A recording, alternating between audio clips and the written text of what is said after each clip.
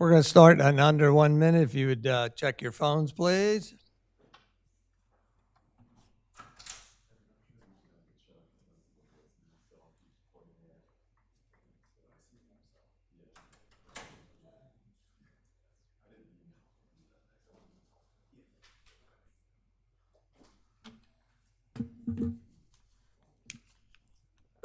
Excuse me.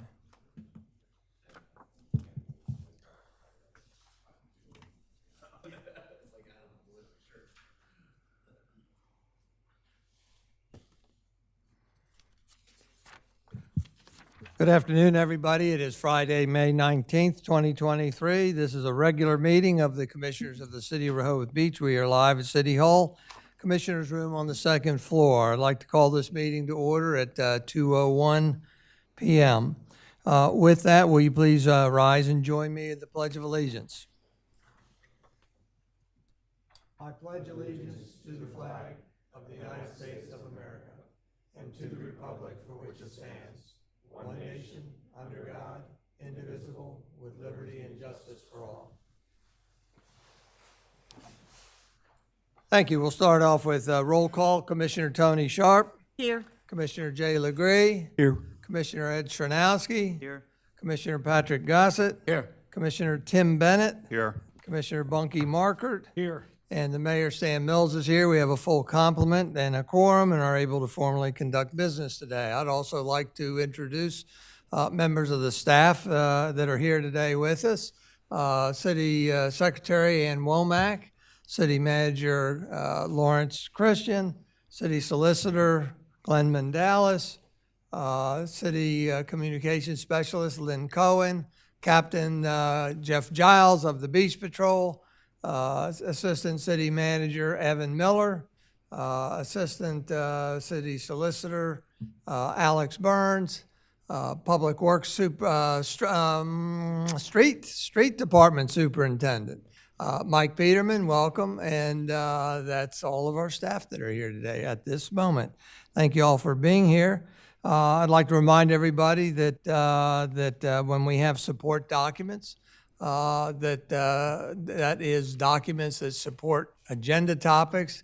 When they're done a sufficient time ahead of the agenda, they are embedded in the agenda. If not, we try to embed them after the fact so that you can see what we're seeing.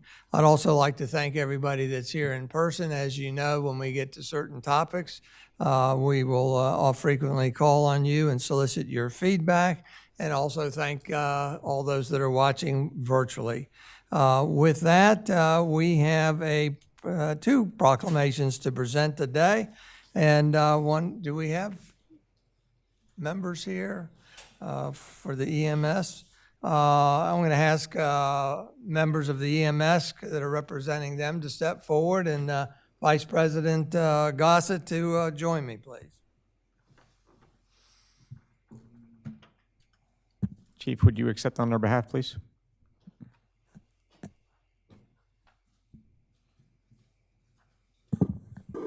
In the middle.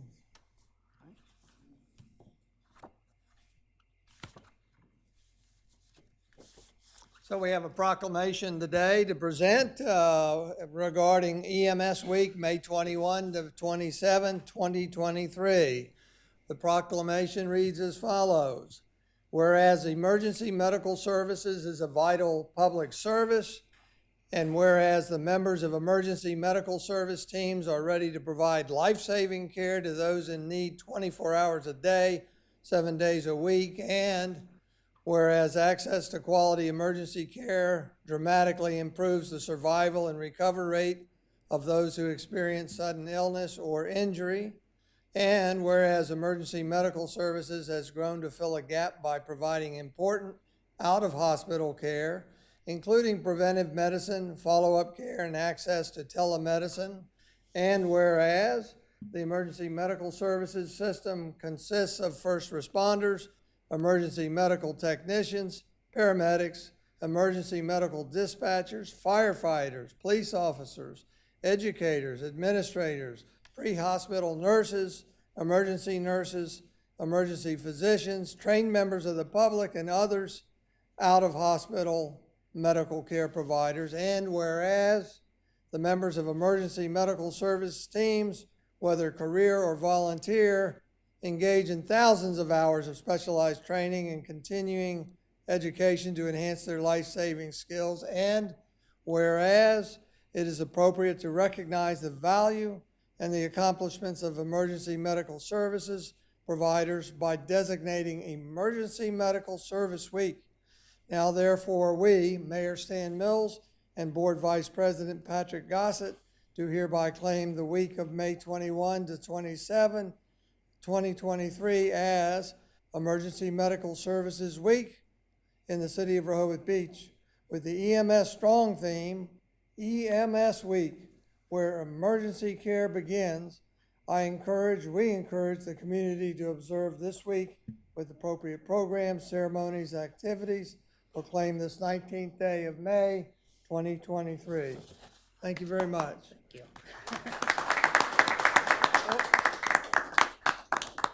Don't forget our photo op. All right, thank you, Chief. Thank you. There you go. Use the scanner. Share that. And, Did you want it to scan it? no, we have it already. Very good. Do you want to read? Are you all right? Okay. Our next proclamation has to do with the National Public Works Week. We have some representative, Mike Peterman. You're going to come right up and stand in the middle of us, Mike. Thank you for being up here. This is a proclamation that states the following. Whereas public works professionals focus on infrastructure, facilities, and services that are of vital importance to sustainable and resilient communities and to the public health, high quality of life, and well-being of the people of the city of Rehoboth Beach. And whereas those infrastructure, facilities, and services could not be provided without the dedicated efforts of public works professionals who are engineers, managers, and employees at all levels of government and the private sector who are responsible for rebuilding, improving, and protecting our nation's transportation, water supply, water treatment, and solid waste systems, public buildings, and other structures and facilities essential for our citizens. And whereas it is in the public interest of the citizens, civic leaders, and children in the city of Rehoboth Beach to gain knowledge of and to maintain a progressive interest and understanding of the importance of public works and public works programs in their respective communities. And whereas the year 2023 marks the 63rd annual National Public Works Week sponsored by the American Public Works Association. And whereas the year, and therefore, we, Mayor Stan Mills and Board Vice President Patrick Gossett, do hereby proclaim the week of May 21 to 27, 2023 as National Public Works Week in the city of Rehoboth Beach. We urge all citizens to join with representatives of the American Public Works Association in activities, events, and ceremonies designed to pay tribute to our public works professionals, engineers, managers, and employees, and to recognize the substantial contributions they make to protecting our national health, safety, and quality of life. Proclaim this 19th day of May, 2023. Excuse me. Thank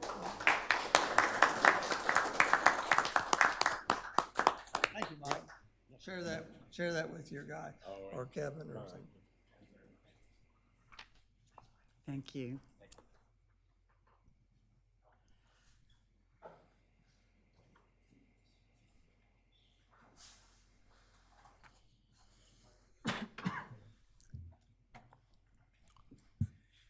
Thank you. Our next item of business is correspondence, and we relating to agenda topics, and none have been identified. We're going to skip over approval of minutes because they're not quite ready. We're going to go right to the city manager's report. Lawrence? Thank you, Mayor. City Manager Report for May 19th, 2023 is regarding beach replenishment. I am happy to report that after 33 days, replenishment of Rehoboth Beach is mainly complete. While we do have some significant to-dos, the sand operation is finished in Rehoboth and has moved on to Dewey Beach. As of yesterday, 189 loads of sand have been delivered to Rehoboth by dredges, and totaling about 250,000 cubic yards of sand added to our beach. Still on our to-do list, a repair of the second stormwater outfall at Maryland Avenue. Repair of the Virginia Avenue outfall is expected to be completed sometime today. Repair on the Maryland outfall was scheduled to begin on Monday with the hope that it is completed next week. Installation of sand fence and dune grass plantings will not take place until after the Memorial Day holiday. And here's what our visitor can expect over the Memorial Day weekend.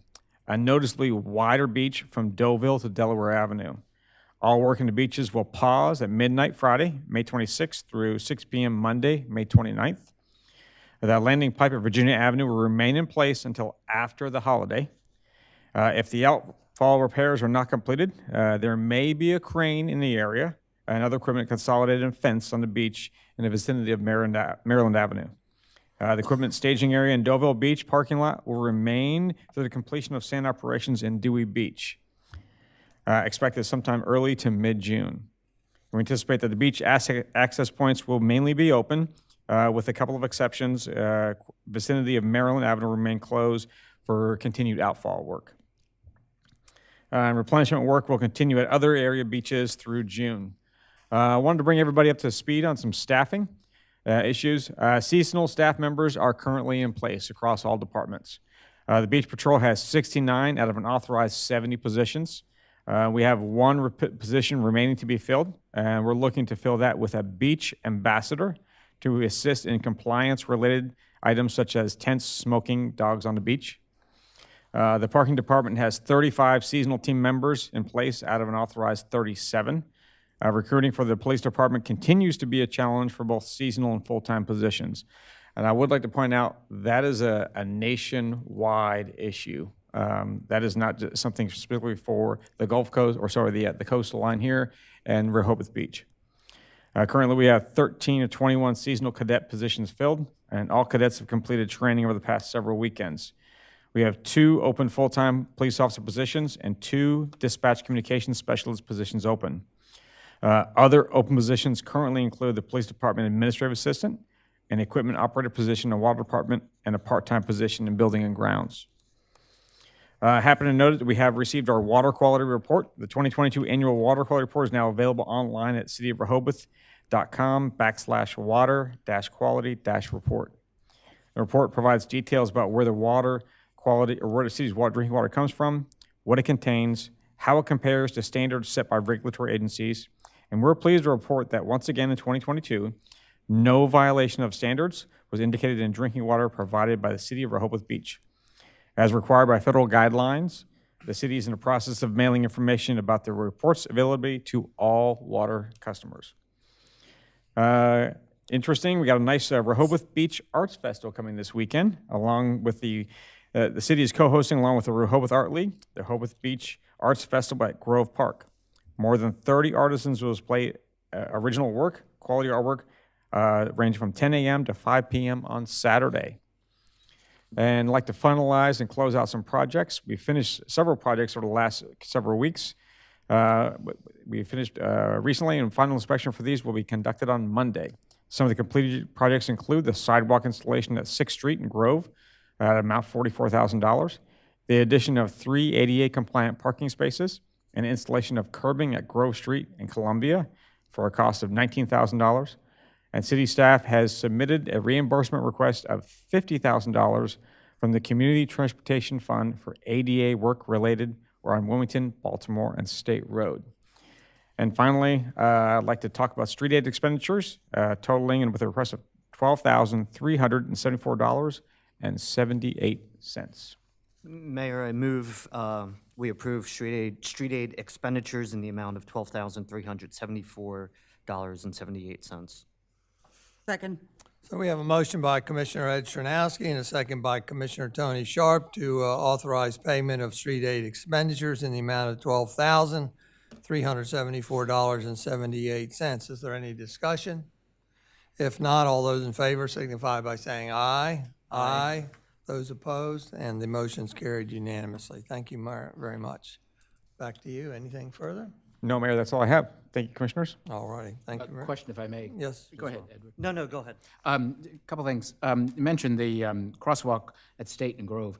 Do you know the sidewalk signs themselves have not been installed? Do you They know- have not been, there is a supply chain delay for the Okay. flashing lights.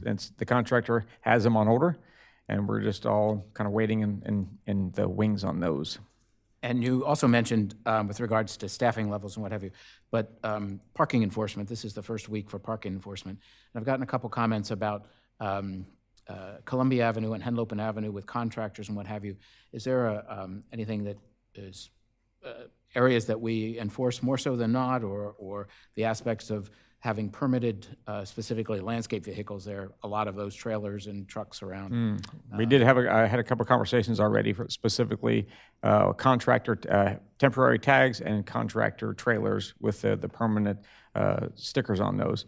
So we're going to be looking at those a little more in detail on Monday with a little more emphasis on enforcement as far as that goes, because I too have noticed those as they were passing by without a rear view tag on them. They're all required to have a permit. Yes, they are. Okay, So we're looking at that one, getting those first week, 2 weeks cobwebs off, and we'll look at those even more thoughtfully. And then we also received, or at least I did, and I stopped by also about parks management, specifically cleaning up of the parks. And just as a reference point, I know many years back, we contacted or had work crews from Sussex County and Sussex Correctional Institute working to clean up in the spring. I don't know if that's an option to investigate for future or not, but it has We use happened. those down in Georgia, Commissioner. I think that's a good opportunity. I was going to spring it up with Chief Banks on early next week to see if we can explore that as an option. Great, thank you very much. Anybody else? Yeah, I'd also would just like to echo Commissioner Gotts's comments about the permits for work and landscape and construction vehicles. There's been a lot of them without permits, parking permits. City Manager, you referenced the 3 ADA compliant parking spots in the same sentence as the curbing at Grove and Columbia, and the cost being $19,000. Was that inclusive of all 4 projects? Those projects didn't require any, Evan, correct me if I'm wrong on this one, the ADA compliant parking spots didn't require any specific type of additional concrete, only the overlapping of some asphalt, and that was loaded onto the additional part of the curbing, because we needed both concrete. If you remember, that curb is going to be all concrete, and they had to replace the asphalt. And so trying to do asphalt all at the same time, you want to bring that all in then when it's nice and hot. And it was down on Baltimore on the left-hand side, that needed asphalt. The one across the same one on Baltimore needed asphalt, but the one over on Rehoboth Avenue next to, up from Dogfish, did not need any asphalt or concrete. It was just that's all one big larger project. But $19,000 was the total for all 4 of those projects? Okay. That's significantly less than what the Grove Street project was initially budgeted Yes, for, so those were tagged onto a competitively bid project. Yes. that's good. It came in way under estimate. I think last week or the week before, the city put up signage in this parking lot for staff parking. I think there's 11 or 12 spots now. To my knowledge, we didn't hire 12 new full-time staff people. What was the rationale for that?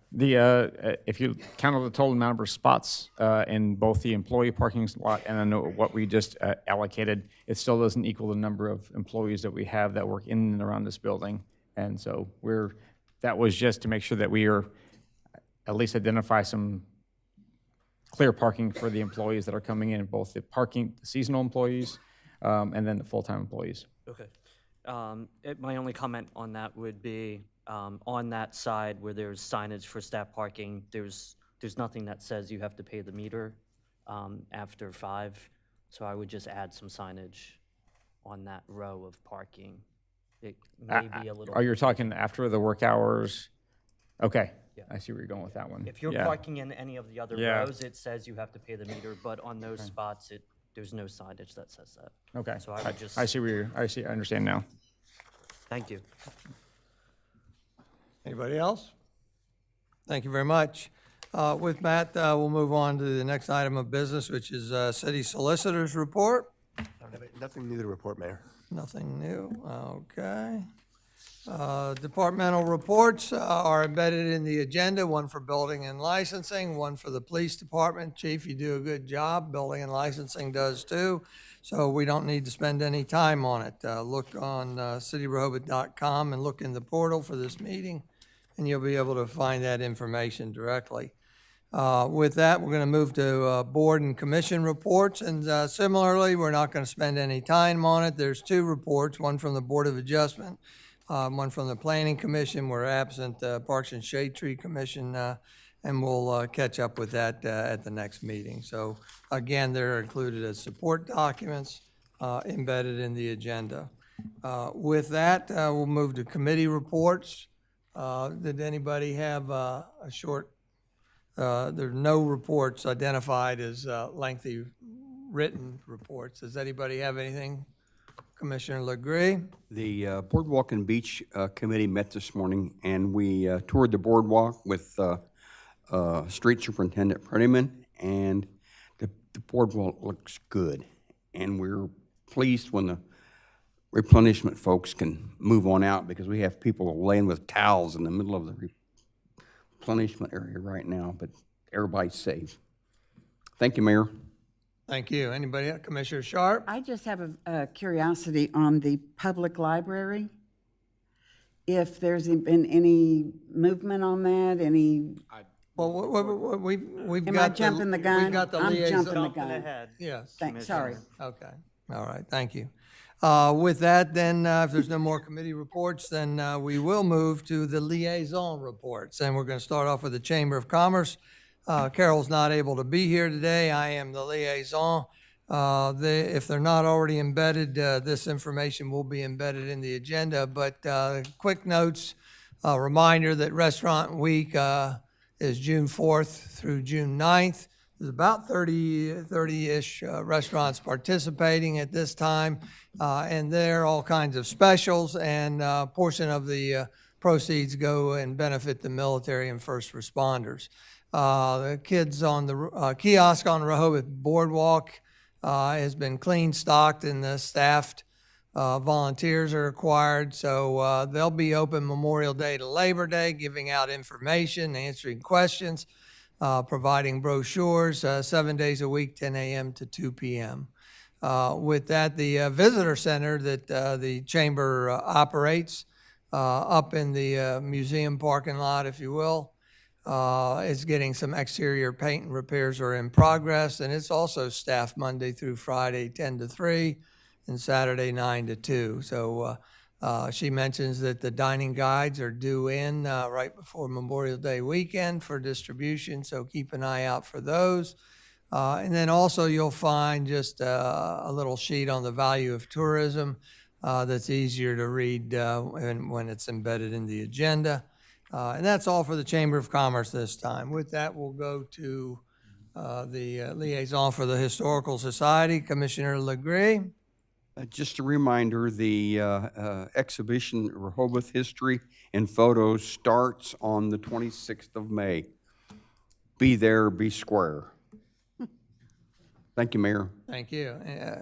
With that, we'll go to Ed Tranowski as the liaison to Rehoboth Beach Main Street. The only thing I have for Main Street new is just a reminder that tonight is the Oldies Dance here in the Convention Center from 7 to 10. Very good, thank you. And with that, we'll move on to the liaison for Cape Henlopen Senior Center, which is nonetheless Commissioner Stranowski. Sadly, the only update I have for them is they have canceled their June pancake breakfast. It's gotten very busy with the summer season starting, and they felt like they couldn't adequately do it. So sorry to report that. All righty, thank you.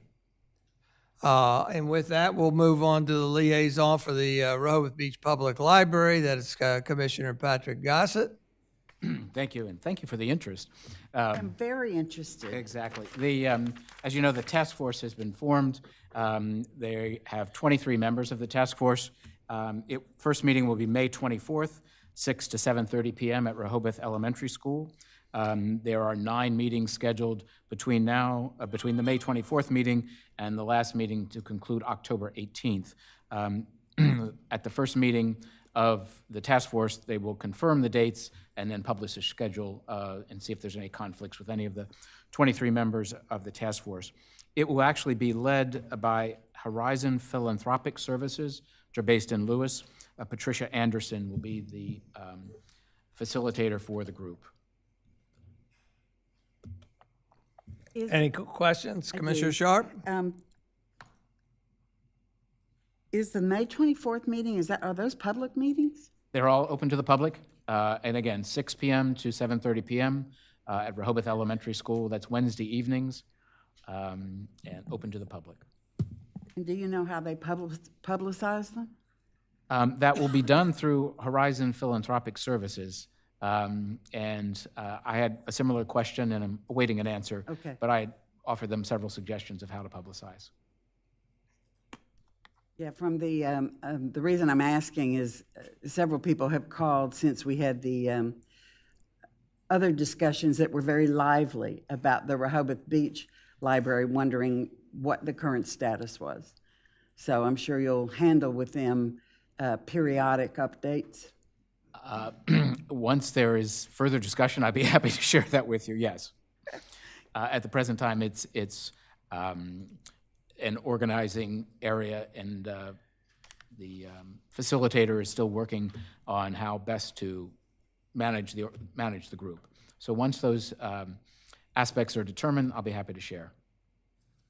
Best of luck. I have a question. I don't know if this is fair for you. The city provides the library parking spots? There are, I believe Evan can help me out on this, Lee, but I believe that the city, those parking spots are on the library property. There are 6 reserved in Martin's Lawn for the library. Right, and is that city property? Yes. Because I saw, it was either on TV or in the Cape Gazette, that they were selling those for $600 for the summer. Has that been something that's been done before? That's the first I've heard of that. I recall that happening for past years. I just found it odd because they were complaining about lack of parking, and then we find out, I see in the news that they're selling them for $600 a spot. My recollection was that the spaces directly behind the library only, because remember, we give them spaces in Martin's Lawn parking lot also, where we give senior center opportunity to park also for free.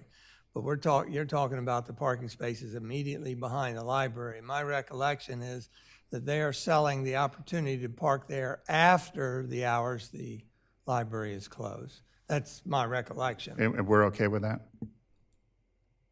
It's their property. Okay. Yeah, yeah. It's their property or our property? I thought it was ours. That's what I thought you just clarified. Yeah, Martin's Lawn is that's what I thought you were It's asking. the spots immediately behind the building, which I believe are their property. Okay. Is that correct? Also, there's the one lot, it's built out, I don't Yeah, I was confused when the media was covering us. That's why I was asking the question. So they're not selling city property lots then? Not yet. Okay. Just selling parking is interesting, but I guess if it's after hours. Yeah, if they're selling it after hours when they're closed, I don't have a problem with that. But if they're selling it all the time and we're giving them additional spaces for during the day, then I would have a problem with that. So I think maybe it just needs to be clarified. Thank you. So maybe we need to check into the propriety of what they're doing. Again, I believe they are doing that for their parking spaces on their own property that they own.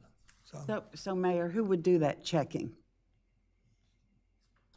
The liaison.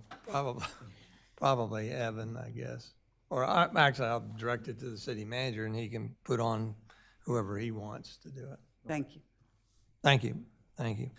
With that, we're going to go to the first item of old business, which is consider adoption of a resolution setting a public hearing to amend the future land use map within the certified CDP.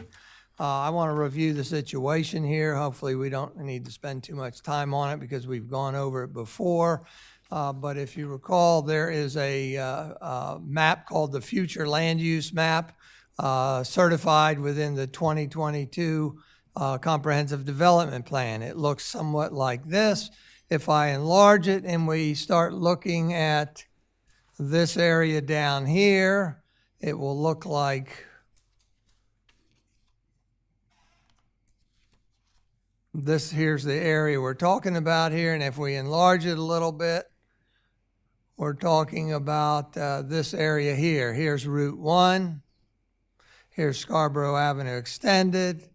This is Ocean Bay Mart. This is Rehoboth Auto Repair, their existing section. This is Rehoboth Auto Repair, their annexed area, if you will. Then there are two residential properties here at 1028A Scarborough, 1028B Scarborough, 1028C Scarborough. 1028C abuts Route 1 and is not a part of this conversation. 1028A and B are both residential property, are residentially used properties. They are currently zoned C3 commercial, and they've both approached us independently that they would like to change their zoning designation from C3 commercial to R1 residential. In order to do that, I think everybody knows the process as we've gone over this for many, many months. To do that, because this future land use map in front of us shows the future land use can only be this red area, and red means commercial. We had to go in front of the plus group, and the plus group gave us their blessing, if you will, to conduct a separate public hearing that is the subject of this topic in front of us. And we have to, there's a certain process here. We have to conduct a public hearing and come to a resolution on whether our constituents and us are agreeable to changing that from C3 commercial to R1. And then if that passes muster, then we can conduct public hearings to consider the actual zoning changes for those two properties from C3 commercial to R1 residential. So we have in front of us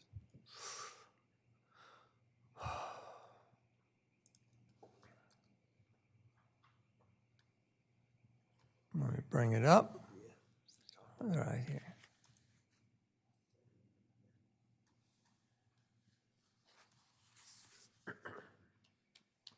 Somewhere.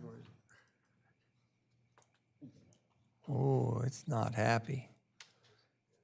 Is that it? Amending the future land use map. So if Glenn would, you want to either read the synopsis or just explain what this process is. And again, this is, today our action is to adopt a resolution that sets the public hearing. This is not a time to discuss the merits of the case. It's merely to schedule the public hearing. The reason you're going through this exercise is that you cannot adopt or change a zoning designation that is inconsistent with the future land use map that's currently in the plan. And as the mayor just showed, these are shown as commercial properties, and they're asking for a residential zoning of R1. So you'd have to go through this public hearing process and vote to change the future land use map before you could ever actually vote to change the zoning. So I'll read the title of this. This is a resolution by the mayor and commissioners of the City of Rehoboth Beach proposing that a public hearing be held on the subject of amending Comprehensive Development Plan future land use map in relation to potentially changing the zoning designation of the property located at 1028 Scarborough Avenue Extended, Sussex County Tax Parcel number 334-20.09-5.02 from C3 Secondary Commercial District to R1 Single Family Residence District, and by changing the zoning designation of the property located at 1028B Scarborough Avenue Extended, Sussex County Tax Parcel Number 334-20.09-5.01, from C3 Secondary Commercial District to R1 Single Family Residence District. And again, this is just adopting a resolution that would set a public hearing. We're not actually changing anything by adopting this. All righty, so in terms of looking at the actual resolution, there is a date in here that I'd like to make note of. Page 22 of 66.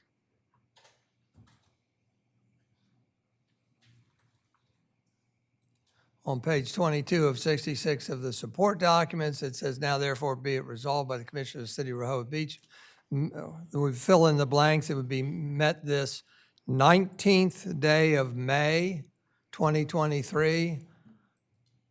And I'm suggesting the following dates: that a public hearing shall be held pursuant to Title 22, Chapter 3, Section 304 of the Delaware Code on the 16th day of June.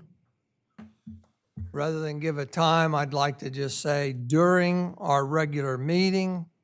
So this would be during the meeting, our regular meeting on June 16th. We would include a public hearing in this matter.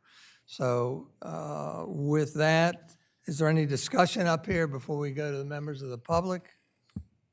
Just for clarification, again, this is to update the future land use map as adopted in the 2020 Comprehensive Development Plan. That's right. Correct. So let's go back real quick so there's no mistake. If you can see the cursor move here, these are the two little properties that we're talking about right here.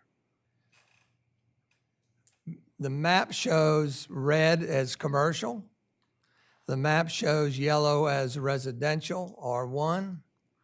And so essentially, we are conducting a public hearing to see if we're favoring changing these two lots here, designated as 1028A and 1028B, Scarborough Avenue Extended, changing them on this future land use map to yellow.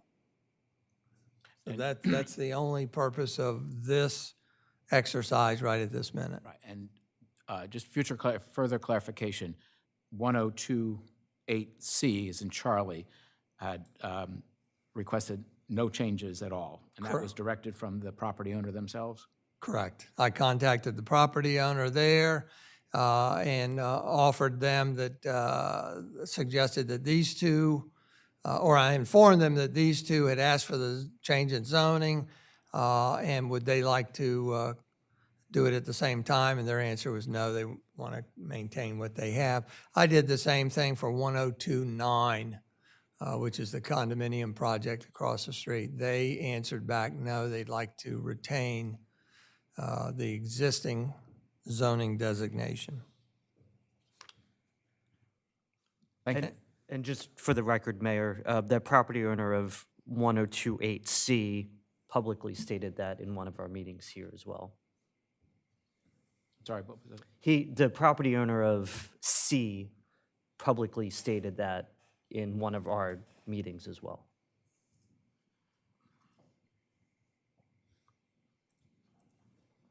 Any further questions up here? Again, this seems simple. We're just trying to schedule a public hearing in the matter of changing the future land use map to reflect potential change in zoning designation as requested by two property owners. And again, just for clarification, the zoning map or rather the land use map, just describes as general commercial and general residential. This does not break it down into any class, one, That's two, or correct. three. That's correct. Okay. Well, and we can take a look at, if we would like, real quick.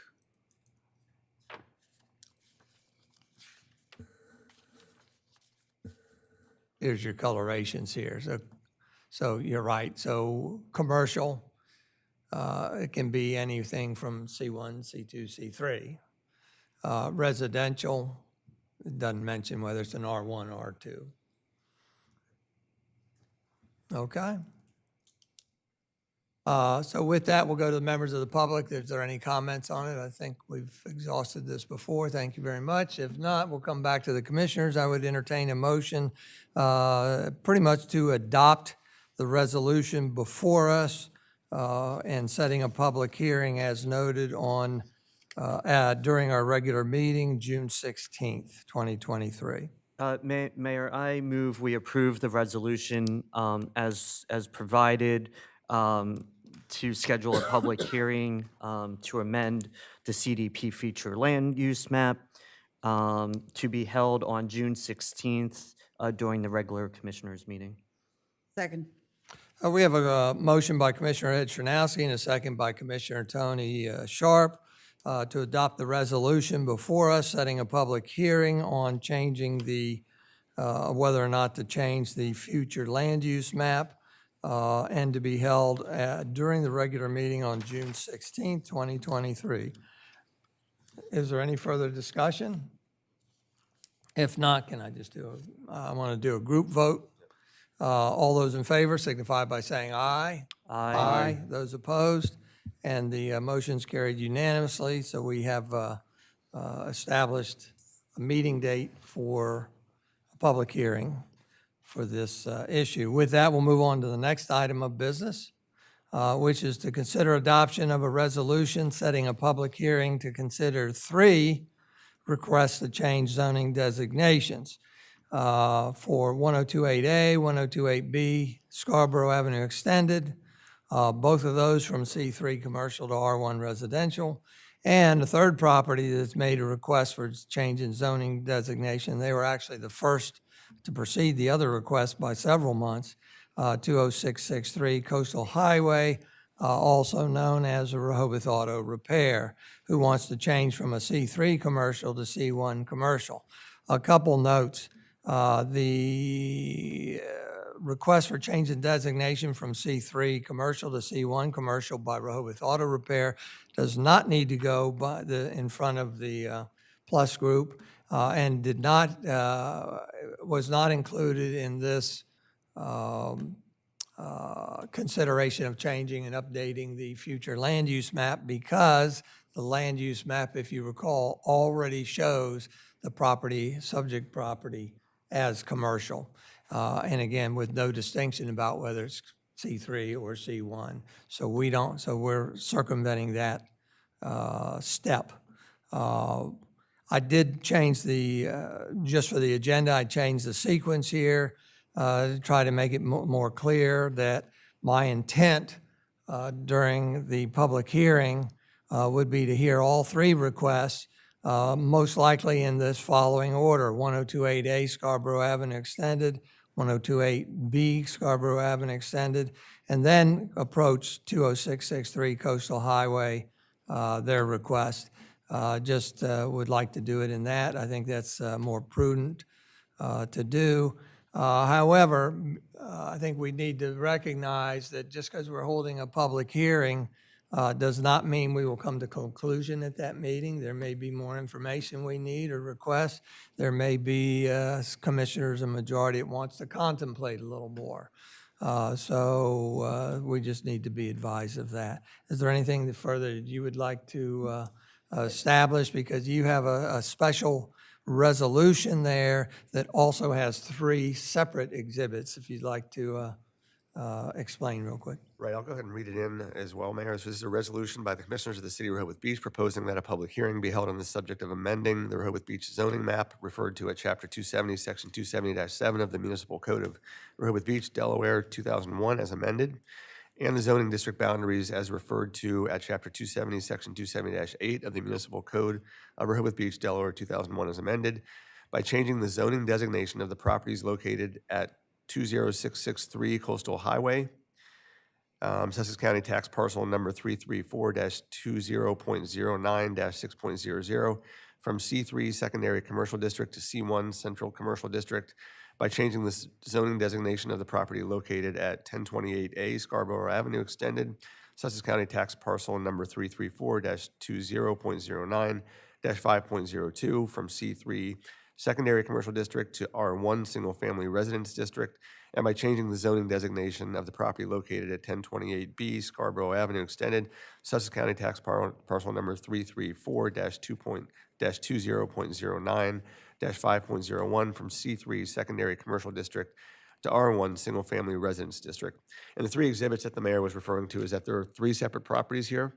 So you'll be able to take three separate properties. You may choose to change one of the zoning designations, change two of the zoning designations, change three of the zoning designations, or change none of the zoning designations. So that's why there's three separate ordinances attached as exhibits to this resolution. Very good. And like the previous resolution, I put the, penciled in the dates that we met this day on the 19th of May, 2023. And I'd suggest that we do this, schedule a public hearing, single public hearing to hear all three cases on June 16th during the regular meeting.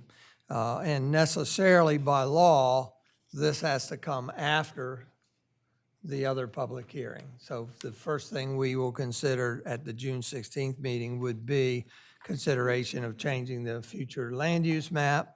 And depending on the outcome of that, then we would go to the second public hearing. Is there any additional discussion by the commissioners? I would just say, Mayor, I agree with, I think it's fair to hear all of them at the same time, and I think it's appropriate the order in which you put the residential ones before the commercial to commercial. So I'm happy with the path forward. Thank you. Any other commissioners? Just, and I know we had spoken about this before during the approval process of the CDP, but what zoning map are we approving? Because I don't remember that we've adopted, because it takes a separate resolution to adopt a zoning map. So as I understand it, we're still dealing with the 2010 zoning map. And I believe that the city staff was working on updating of that, and there was a target date of June for presentation or an updated zoning map. Is that, am I remembering correctly, or what is the status? I think we were looking at mid-year for something presented to the commissioners. I don't have a good report on where we are as far as making sure that we have all of the zoning changes and subdivisions and partitions that have happened since 2010. But you're correct that we're still using the 2010 map, and that's the one that would be updated if any of these were approved. And Commissioner Goss, I think you're exactly right. We were targeting June to do something, but I think also as part of that formula is we were hoping that this would all be resolved by then. Remember, we first started with just the Rehoboth auto repair, and that was the only thing on our plate. And then at some point later, the two residential property owners came and came to us. So absolutely, we need to get this resolved and then immediately turn to updating that zoning But map. as I think we discussed before, there are 12 years of outstanding updates that need to be made.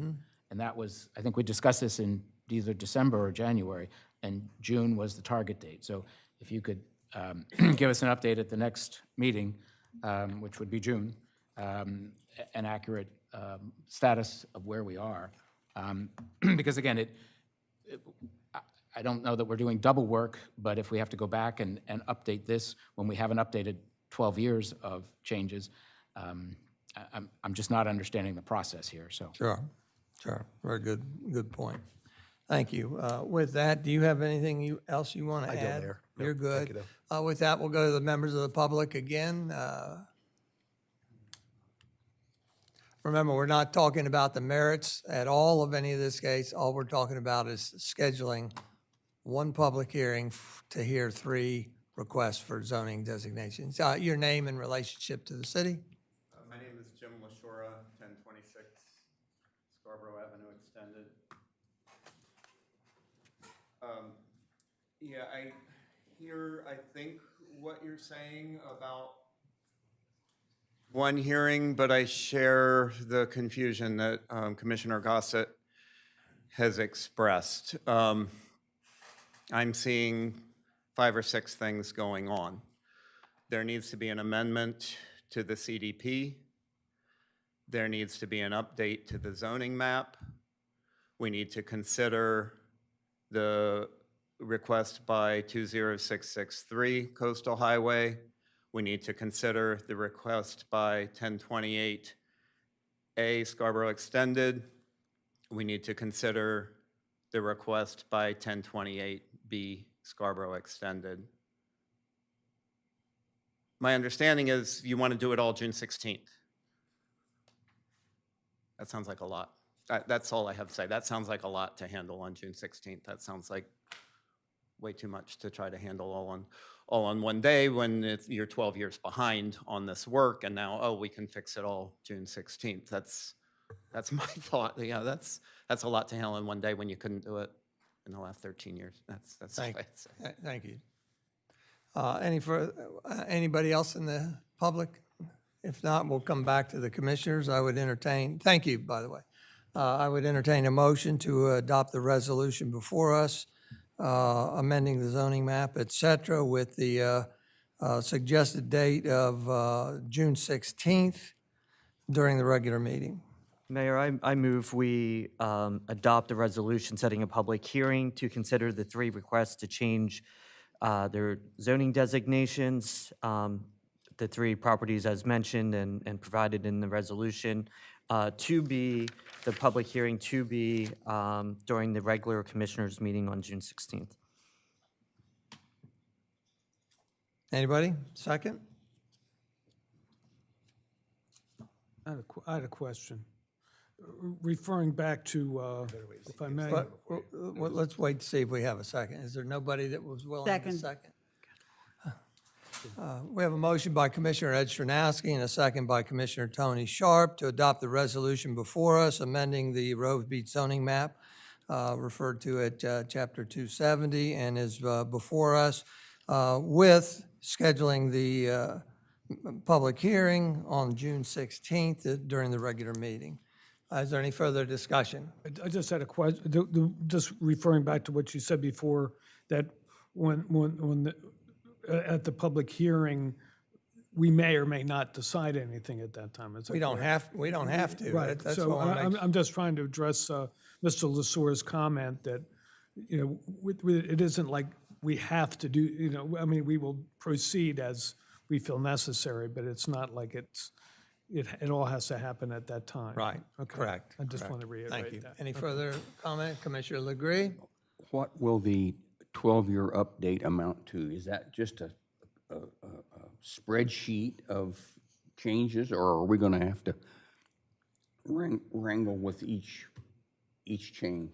Eventually, it changes the map. Yeah, doesn't it? so eventually you'll have a new map presented to you that'll show, for example, the Oak Grove Motor Court that is now residential subdivision. It'll show that. It'll show the proper zoning designation on the map. So you'll actually adopt a full-size map showing all of those things that have occurred since 2010.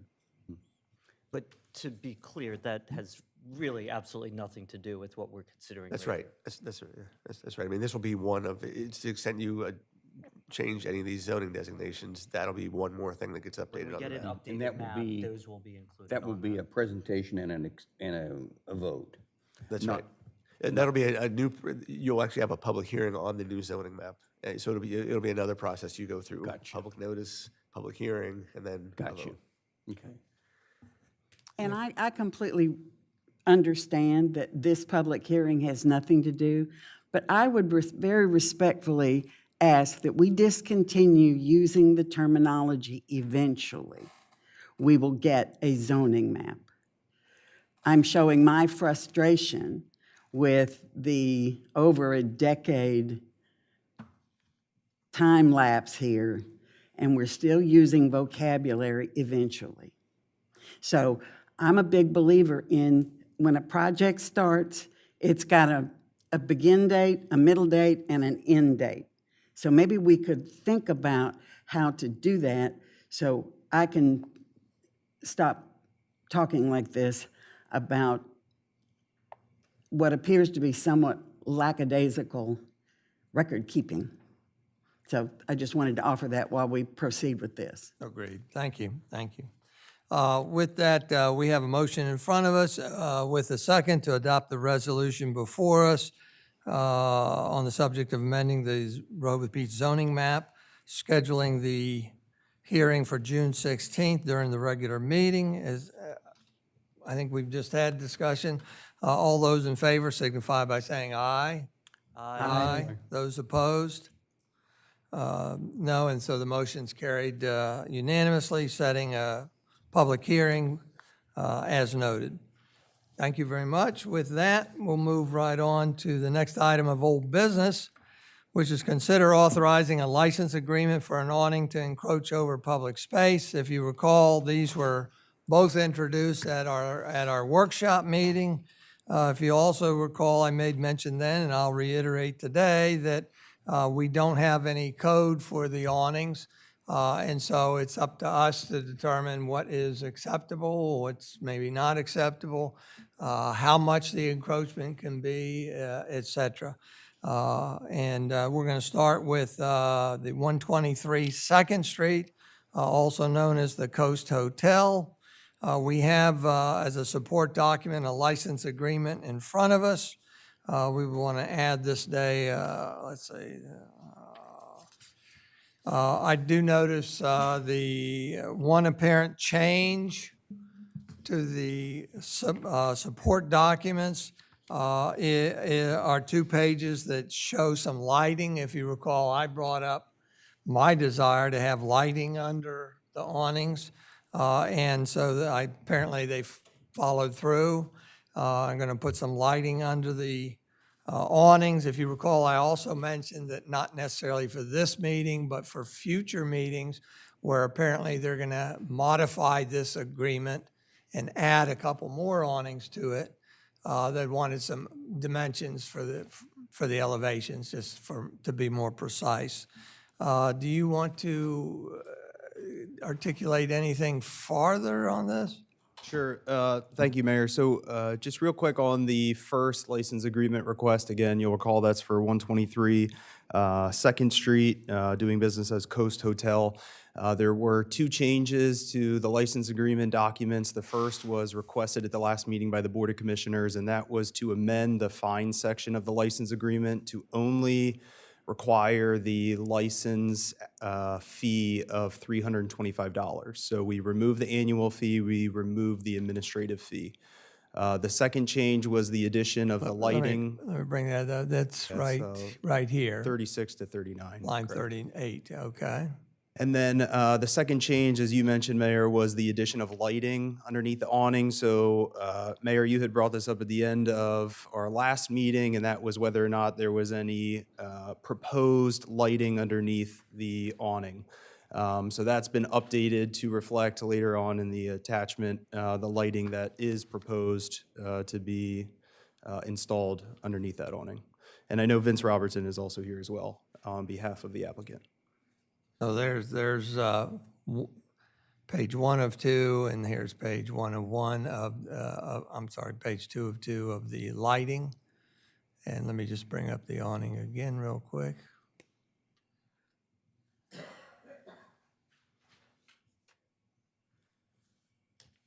Is there any discussion by the commissioners? Again, this is a license agreement to allow the awning to encroach over city property. In this case, it's encroaching over the public sidewalk. There are minimum dimensions there. It's at least 8 feet high. It's, I don't remember the width of it. Is it 24 feet or? 24 feet, Mayor. 24 feet.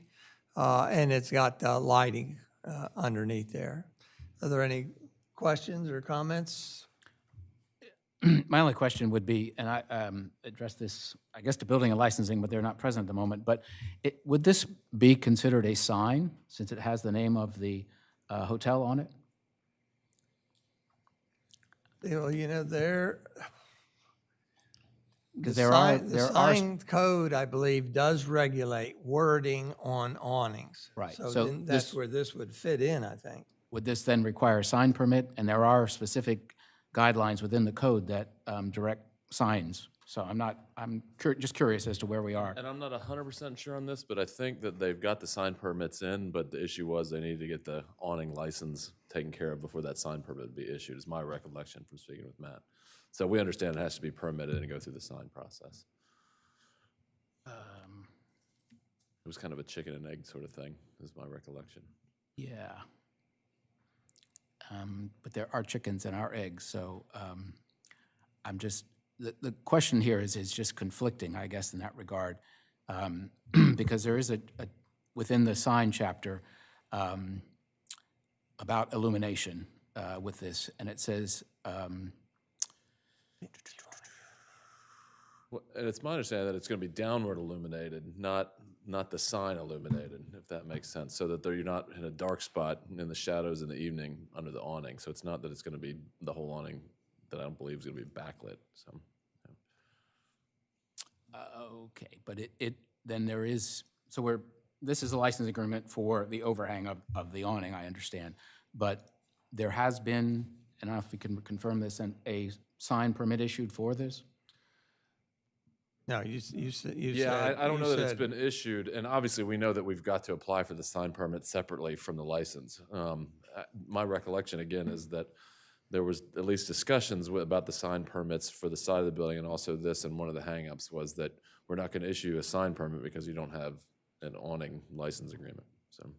But I'll follow up on that. Yeah, just quoting from the code, it says retractable or fixed awning signs, which I think this would qualify as.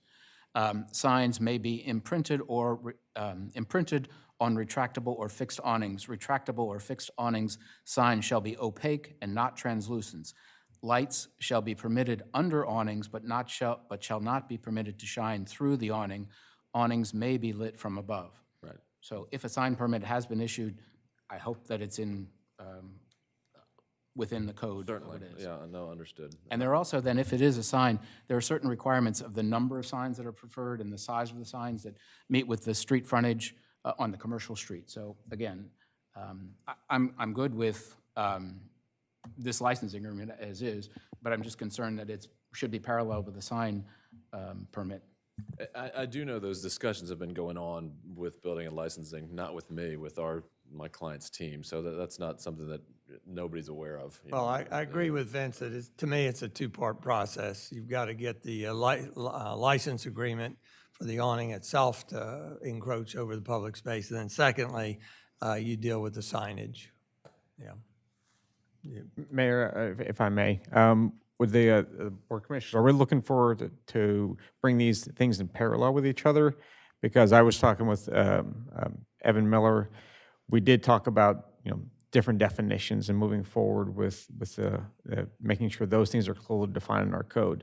But was that the desire to see these things in parallel with one another so they can both be observed and reviewed at the same time? Absolutely. Is that the intent moving forward? From my opinion, absolutely not.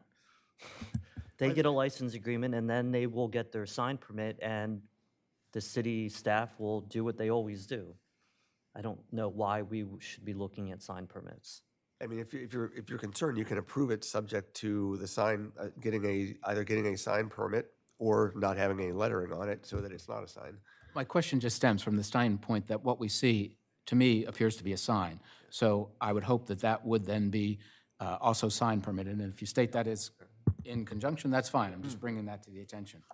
No, understood, and thank you. Because I don't want to come back and say, here is that, well, we approved it, but we shouldn't have because. Right. Or I get the phone call, Mr. Robertson, blah, blah, blah. Yeah, right. Anything else by the commissioners before we go to the I- members of the public? I have something. Commissioner Bennett? I'm not clear on the lighting. Is the lighting to be attached to the awning, or if you have lights on the side of the building where those windows are, is that sufficient enough to light? My understanding is the lights are going to be within the metal frame under the awning. So they have to be attached to the awning then? Well, not to the fabric of it, but The metal structure? Yeah. But if you did have lighting that was along the side of the building that would illuminate that, would you still be required to put lighting into the awning? Well, let me interject here. There is no requirement for lighting other than what Patrick said about signage. Right. So my desire, again, we don't have the awning code codified. If we did, I would possibly push for one route or the other. My personal preference is that if we have an awning that overhangs and therefore creates shadow, I personally would like to see some lighting down there. Now, maybe the lighting could be side lighting on each side that aims down there on the sidewalk. That would probably be fine.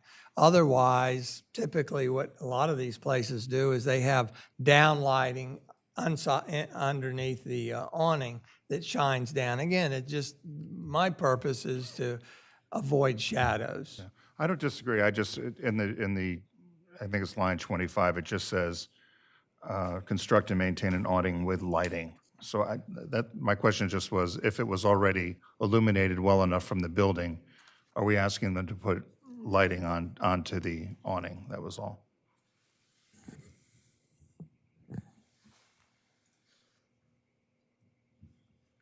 We're fine either way. I'm good. I'm fine with acting on their reaction to my comments, I guess, so, Okay. yeah, thank you. Anybody else? We'll go to the members of the public. Does anybody like to comment? Walter, state your name and relationship to the city, please. Good afternoon, Walter Brinningham, 123 Henlopen Avenue. The first part's a question under item C of the agenda, listing 123 2nd Street Coast Hotel. Is that the official address of the place? I'm not trying to be indifferent, but I see a very nice picture with the awning on Rehoboth Avenue. Now, oddly, that's the address of it. I mean, it's a little bit, disorienting, but that's been the address apparently of the Sandcastle Hotel forever. Forever, yeah. Well, the answer is yes. Yeah. Yes, That's the official address that we've been given. the 2nd Street address. Correct. Okay, so there's no one, I shouldn't think that coming out of the front of the awning in one sense or another is then going to be a principal access to the hotel. Because then we start to lose parking spaces, because that's the next thing that doesn't crop up. So the primary entrance is on 2nd Street beside the ramp. Well, I think that gets a little far afield of what we're here for today, but, Yeah, let me say respectfully, that has nothing to do with the license agreement.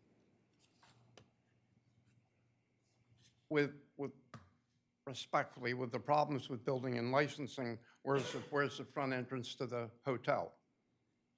That's not part of the subject today. The subject today is consideration of allowing them to have an awning encroach over the public sidewalk, correct? Correct. I just see a missing, based on current experience with building and licensing, because I don't find a sharp answer out there as to where the entrance is, because normally, then they'll come, I perceive that there will be a comeback in a couple weeks to then take away parking at the post office parking spaces or on Rehoboth Avenue. 'Cause that's Walter, where the awning is. that may be absolutely legitimate, but it's not part of our conversation right now. If there's no sharp answers, then maybe there should be a holdback. So, Any other members of the public? Nope. Go ahead, so Commissioner my Sharp. clarification is nothing more than this encroachment of this awning is an overhang to what? So there's an entrance to the hotel and at that location. That's what it's for. So if you recall, there was a restaurant, there was Conch Island there and a liquor store. That's all gone away, and this is an entrance to the hotel from Rehoboth Avenue. And is it the only entrance to the hotel?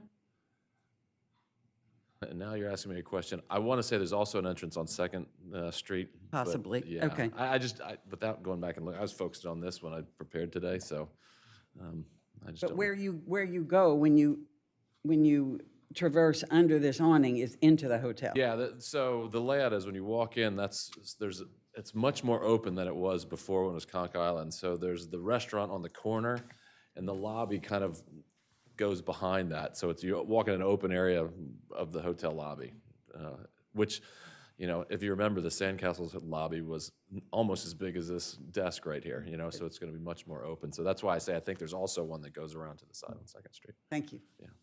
Well, it's an interesting, is a placement of an awning relevant to our proceeding? It may well be. This one I'm fine on acting on now, but we mentioned a future coming back, and that would be, from what I understand from building and licensing, I think, is another marquee or awning right about here, and then going back along Second Street. Is Right, that it's correct? sort of, it's actually not an awning, it's more of an architectural sort of, under the code, I think as it is now, is it's proposed a canopy. It's a little bit different than an awning, but the details of that, just because the availability of materials and everything else, just aren't finalized on that, like I So said. again, underneath that canopy, I don't think there's any entrances. No, and what it was designed to do is if you look, and I don't have control of the cursor, but there's that bank of windows to the right. There's another similar bank of windows next to that, and then a similar bank of windows around the corner. It would be over top of those just to shade those windows, which are all around the restaurant. So in essence, you could come back and request another awning for a sign for the restaurant. I mean, I guess, but that canopy, the way it was previously configured, wasn't going to have any signage on it. The actual sign for the hotel was not on the canopy. The last rendering I saw was actually affixed to the side of the building on the Second Street side, so that you'd see it coming, what's that, north on Rehoboth, or west on Rehoboth Avenue.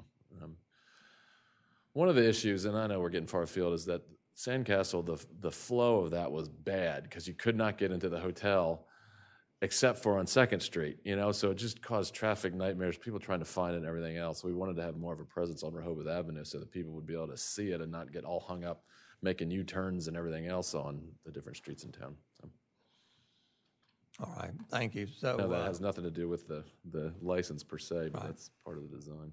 So we'll come back up to the commissioners. I would, unless there's any additional questions or comments or discussion, I would entertain a motion to authorize the mayor to execute the license agreement before us. So moved. Second. We have a motion by Commissioner Ed Chernowski and a second by Commissioner Jay Legree to authorize the mayor to execute the license agreement before us today for 123 Second Street, also known as Coast Hotel. Is there any further discussion? If not, all those in favor signify by saying aye. Aye. Those opposed? And the motion is carried unanimously. Thank you, Vince. Thank you. With that, we'll go to our next item of old business, which is continuing with C, to consider authorizing a license agreement for an awning to encroach over public space at 239 Rehoboth Avenue, also known as Oliver Whitby. Do you want to explain if there's any changes to the previous one, Evan? Sure. Thank you, Mayor. Again, the only change to this license agreement from the last meeting was the change in fees. So again, a $325 license fee.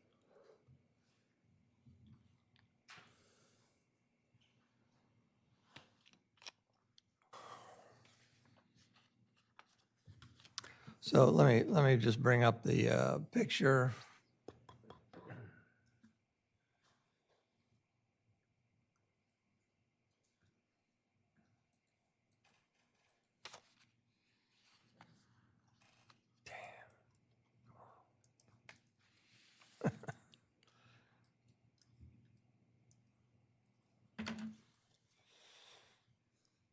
So we've got a side view elevation here where it sticks out 2.5 feet. It's at least 8 feet high.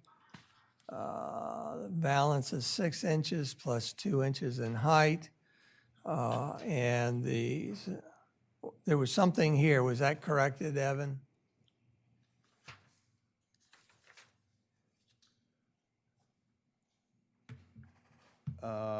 I don't know. There weren't any changes to that diagram. There weren't any changes there. Okay.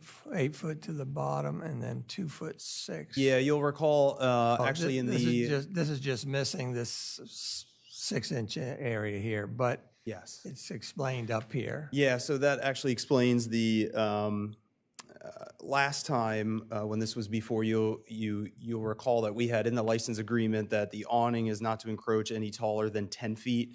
And that was because of the difference between those two diagrams. So the one diagram did not include the additional 6 inches, the other did. So again, the total height from the sidewalk to the top of the proposed awning, 10 feet, 6 inches, which has been corrected in the license agreement.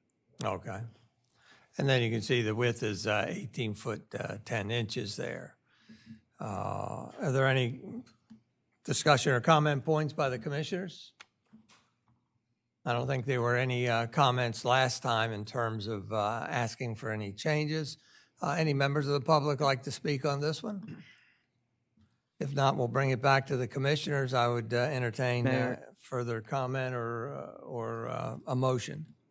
Mayor, I move we authorize the mayor to enter into a license agreement for Oliver Whitby at 239 Rehoboth Avenue. Second. We have a motion by Commissioner Ed Chernowski and a second by Commissioner Tony Sharp to authorizes the mayor to execute the license agreement with Oliver Whitby at 239 Rehoboth Avenue. Is there any further discussion? If not, all those in favor signify by saying aye. Aye. Aye. Opposed? And the license agreement is authorized unanimously. Thank you very much. With that, we'll move to the first item, last item of old business, presentation on new Rehoboth Beach Patrol Public Restroom Building on the Boardwalk at Baltimore Avenue. Lawrence? Thank you, Peyton's on his Mayor. way up right now. Commissioners, members of the public. With us today is Peyton Bridge. He's a senior architect with Davis Bowen and Friedel. I'm just going to ask Ann to switch over to the lectern PC, and Peyton is going to give a presentation on final design for the Beach Patrol headquarters and restroom facility.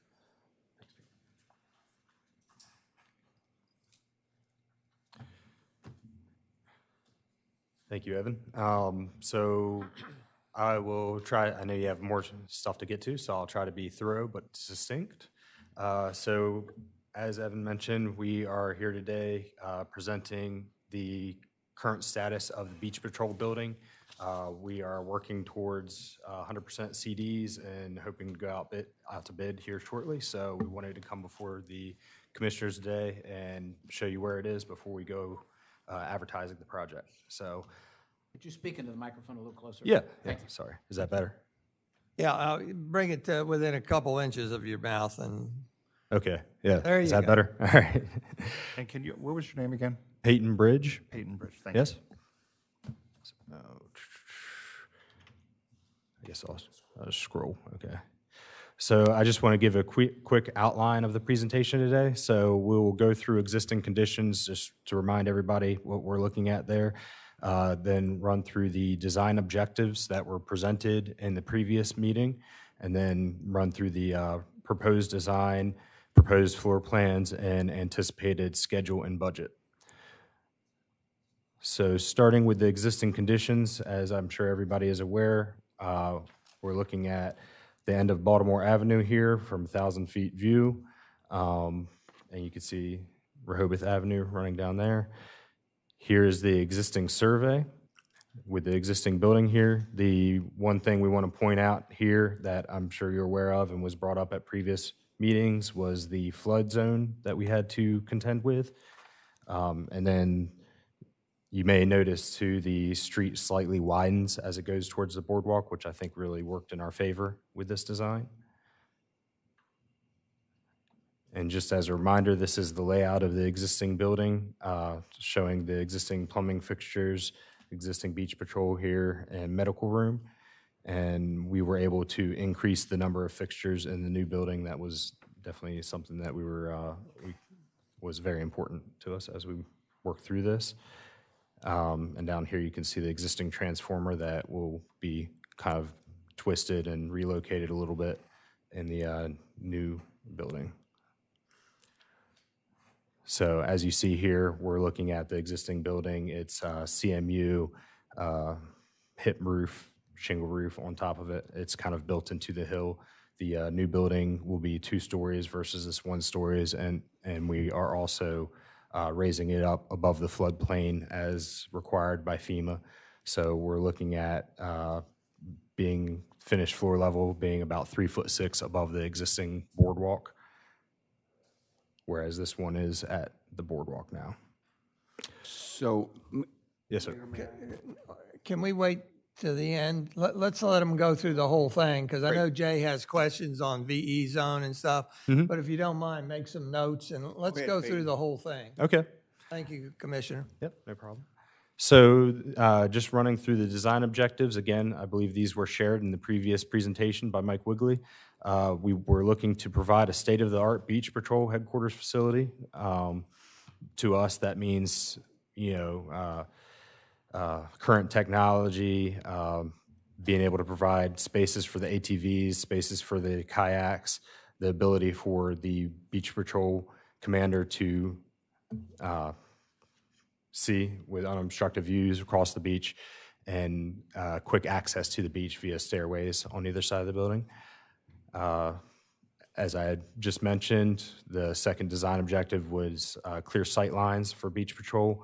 So as you'll see, we have a second level command center that overlooks the beach and a deck that they can stand out that kind of overhangs the boardwalk slightly. We looked to design the building for quick response and functionality. And we also wanted to design the beach patrol to have flexibility for after hours and non-seasonal use, and for the facility to be easily recognizable from the beach and become an icon along the beach that people can recognize and go to if they need help or just information. And architecturally, we were looking to have the building be of a scale and type to be contextual to Rehoboth Beach. So you'll see in the model features reminiscent of Rehoboth Beach architecture.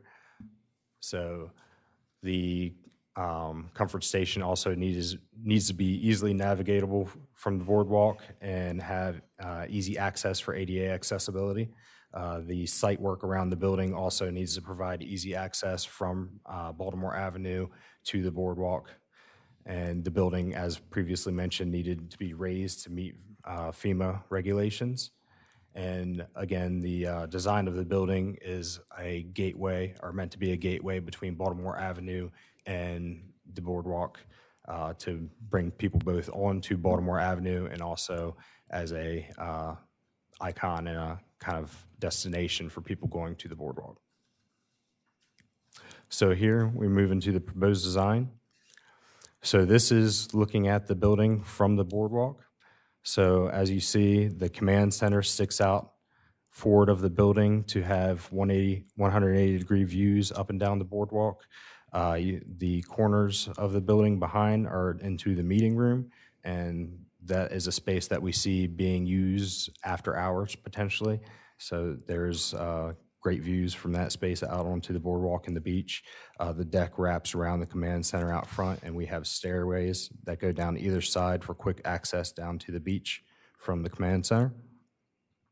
Underneath the stairwells are 2 ATV garages, so they can have their vehicles parked there. We'll have, they'll be able to store items in there and wash off their ATVs and such in those areas.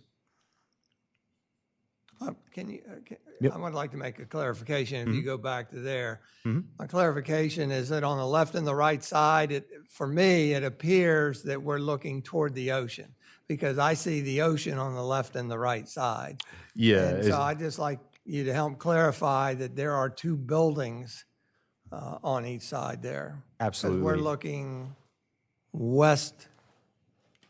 Absolutely, yes. At this view, you are looking west. In these renderings, the buildings were not included because of one of the programs we were rendering in. You'll see renderings further down that include the massings on either side. So what you're seeing back there is basically the horizon line in the rendering program. So again, this is looking at the north elevation, so facing south, so we're looking south. And this side of the building, you can see, again, the command center sticking out and overlooking the boardwalk. And you can see the corner openings in the meeting room allowing views. From here, we can see that we have stairways up onto the plaza level, and then we have our ADA ramps that will continue up, and you'll see in a later rendering how that ADA ramp actually interfaces with the adjacent building. And on either side, we have outdoor changing rooms, and then you enter your comfort station on either side and this side door here. It's hard to see here, but behind this stairway is the entrance and the window to the medical room, and the front office and the medical rooms behind that. And back here we have 2 family restrooms. And one of the things that we have worked on since the last presentation is we have mirrored the location of the transformer on the other side to provide a backup generator for the building for emergency services as necessary. And here you get a better view, the back of that generator, and then here's the 2 family restrooms, the entrance down into the front lobby.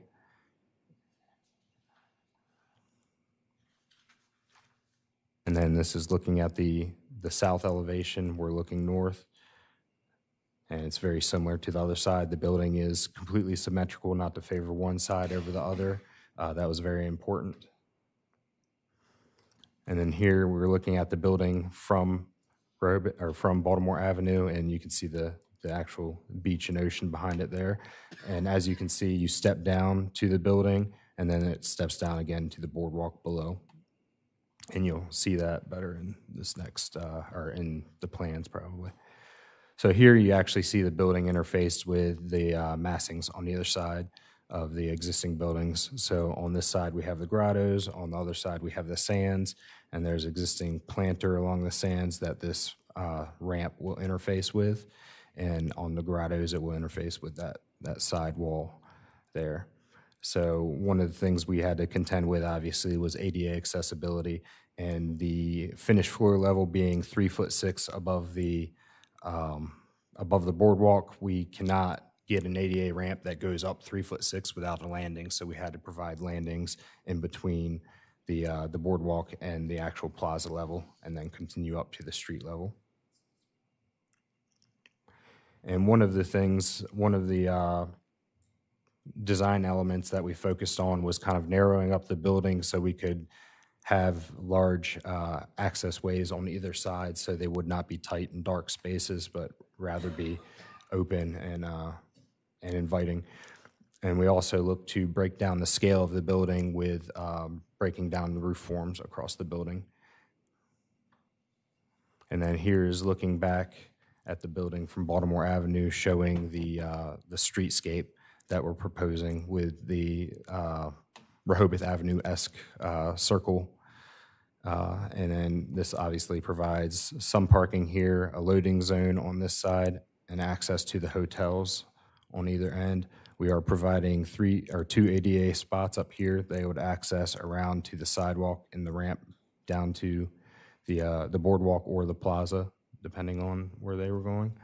And here you can also see the transformer on the south side and the generator on the north side.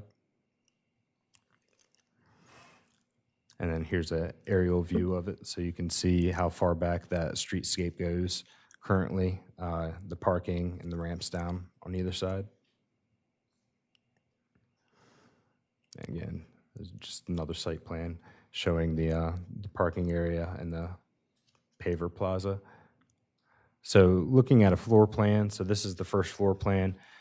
We have our 2 family restrooms back here, 2 changing rooms on either side, men's room, women's room, plumbing chase, storage areas for dry storage on either side, electrical room. We've highlighted these areas by public areas, utility areas, and areas for the beach patrol. As you see, we have our information office, our medical room, and restroom on the front end facing the boardwalk, and our ATV garages with their stairways up there. And one of the things that we were able to integrate since the last presentation was an actual elevator. I think we had mentioned looking at a limited use elevator. Unfortunately, given that it is a public building, if we are going to have an elevator, it has to meet, in the state of Delaware, it has to meet stretcher requirements. So we have a full elevator that meets stretcher requirements. We are looking at we've spec'd a holeless hydraulic, so we don't have a big cylinder going into the groundwater to contend with here. Could you repeat that? I'm sorry. Could you repeat the aspect of, there is an elevator or not? There is an elevator, yes. So that's right here, the shown as room 100. Piston driven? It is holeless hydraulic, so it doesn't have the big cylinder that goes down into the groundwater. It will be cylinders on the side of the elevator instead. So we don't have to deal with maintenance of a cylinder that goes down. And here, looking at the second floor, you can see as you come up the stair, you enter the entry hallway, and the elevator, as you can see, enters out straight into this break area and entry hall. We have an area for the lifeguard charging stations for the communications, the walkie-talkies here. And then we have the mechanical room and IT closet, which I believe is going to be a LAN for communications across the boardwalk. And in the back, we have what we're calling a conference room. It could also be used as an office area. And then in the front, we have the meeting room and command center. On either side, we have our men's and women's restrooms and locker rooms, complete with shower. And out front, we have our main deck that overlooks the boardwalk. And then we have on the north and south side lower decks that act as both stair landings, the roof of the ATV garages, and areas for storing kayaks. And here you can see the overhangs of the roof. You can see how much area it covers below. One of the other things we were looking at is providing long overhangs on the sides. So if somebody was caught in inclement weather, they could have a place to get out of it and kind of take refuge for a while. And looking back briefly at the first floor plan, you can see you have complete access all the way around the building on that plaza level. All right, and then touching on schedule, we have submitted our 90% construction drawing set. The town is working with EDIS currently to review that set, and we're looking to have a meeting next week to go over those reviews or go over those comments, whatever they come up with. The 100% CD set is scheduled for June 7th. At that time, we will also begin advertisement for the project. And we're looking to schedule the pre-bid meeting and start the bid process on June 28th, towards the end of June. So then bids coming in at the end of July, notice to proceed at the end of August, and construction beginning in September. So that's the current plan. As previously presented, we're looking at completing phase 1 of the project, which is putting the comfort station on the lower level into service and having the beach patrol station on the upper level enclosed and dried in. The shell finished. We don't believe that that the full fit out of the beach patrol station on the second floor will be able to be complete in one summer session. But as I understand it, I think construction can continue as long as we're not doing demolition during that time. And at that point, it should be interior construction too. So this may be revised depending. And then looking at budget, we recently did a fairly involved cost analysis or breakout budget for the project, or budget estimate. And we're still in line with what was previously presented. So I can give you further breakouts if you want them, but basically the administrative costs or the design costs and administrative costs come to roughly $840,000. Demolition and site work is roughly 1.2, which was higher than what was previously presented, but that has to do with, I think we're speccing installing sheet pilings in front of the building that weren't previously included in the original cost analysis. Just given the age of the bulkhead that's there, we think it's worth doing.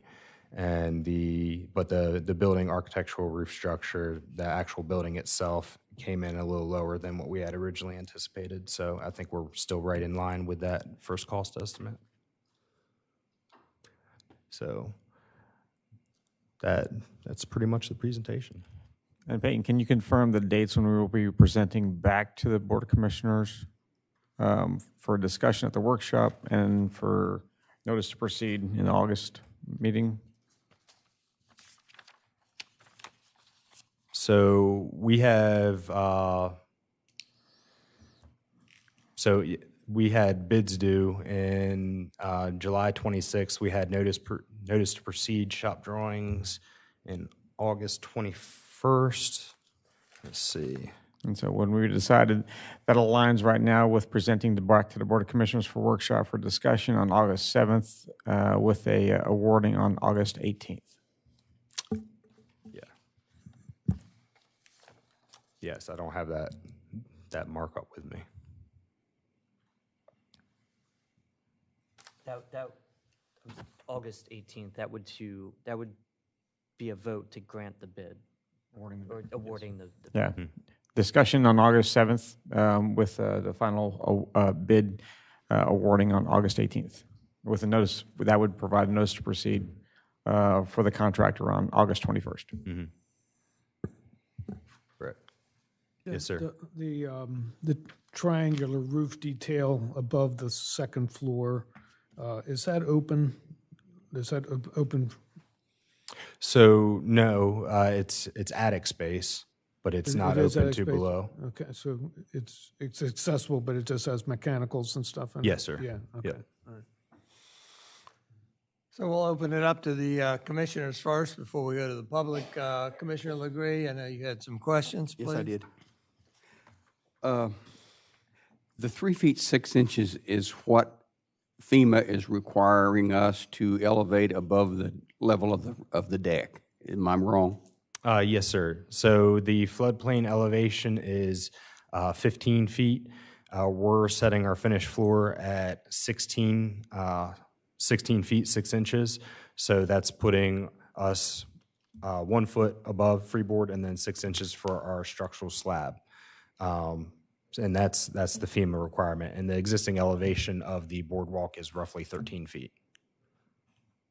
So that's where you get your 3 feet 6 inches above what it would ordinarily be built at. That's why it's 3 feet 6 inches above the existing building, yes. Okay. Because the existing building is built at the boardwalk elevation. Yes, yes. Yep. Okay. What does that 3 feet 6 inches do for the observation deck? Does that allow them to clear the grotto building, or just what does that do?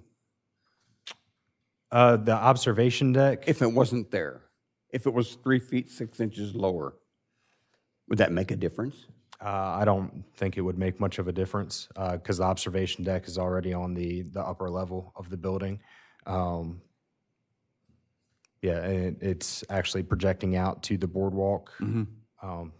I don't know. I don't think the 3 foot 6 inches would make much of a difference. Okay.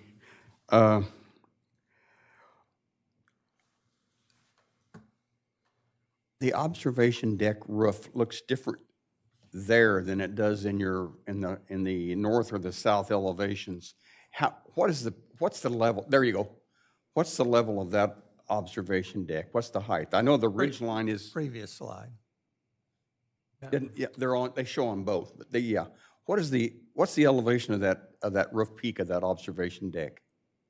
The Yep, right outward there. peak. Okay, we're looking at roughly so the peak to the upper peak is 38 feet. So I would say we're looking at 30 feet. Okay. To that No, one. doesn't look that. It looks like it's 33 or 35. If your ridge line's 38, you said 38, didn't you? Okay. Okay. So lowering it or raising it wouldn't make a difference with the clear line of sight Lowering or of raising the the building. observation deck. Yeah, I hear you say it wouldn't make any difference. I don't think it would make a difference because it's already on the second level compared to where where the Yeah. deck is now. Yeah. Could you show us the elevations that show the massing at street level? Let's see. There you go. That actually looks bigger than it is now.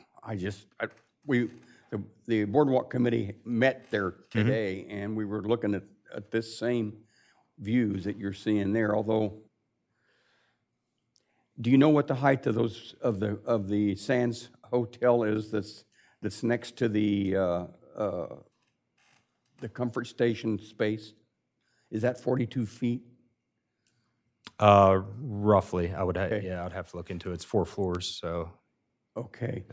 And if I want to have a view of this same view that I have now, can you get us lower so that I can look straight out past the comfort station? Not with the buildings. These are fixed renderings. Yes. I don't have the. I thought you the had a 3D better model. rendering a minute ago, but you. I this is do probably- have this view. Yeah, there's no buildings there. Yeah. Okay. We looked a long time at that today and decided that we probably will just live with the view shed. I was trying to see if we would have a big advantage by lowering it that 3 feet 6 inches, but I just can't see it right now. Our problem today when we talked was making any changes would put it back a year, and I don't see anything that's worth putting it back a year as we talk right here. Thank you. This is the current perspective. Oh, yeah, there you go. Well, and Commissioner, I understand your point of view there about lowering it to 3'6", but we've got to be mindful that that's not an automatic thing that we can just choose to do. That we would have to go for a variance, I guess, like the Belmore, then they do that. Yeah. But So there's chance that it wouldn't happen.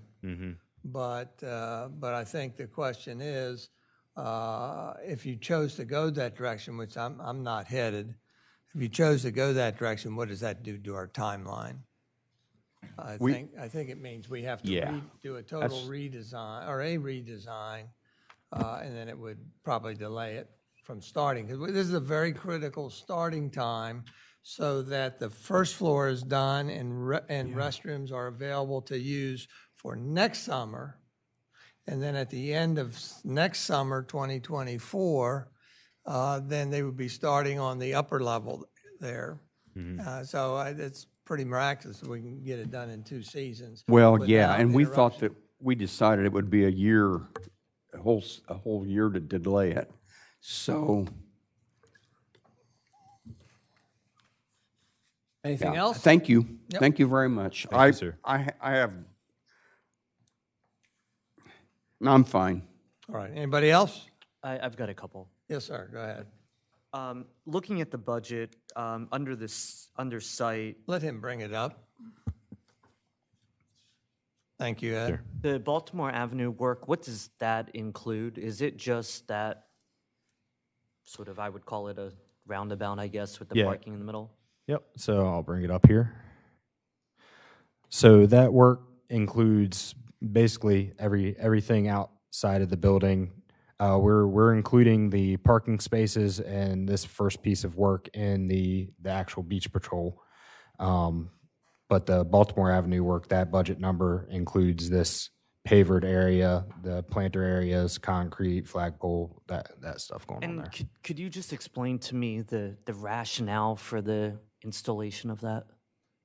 So the idea behind this is to create, again, we wanted to create a gateway onto and off of the boardwalk. So we're kind of pulling some elements from Rehoboth Avenue and creating this roundabout where people could come up here, drop off, park back here, and actually try to create a destination of sorts and create also a gateway into these hotels so they could take advantage of these features as well.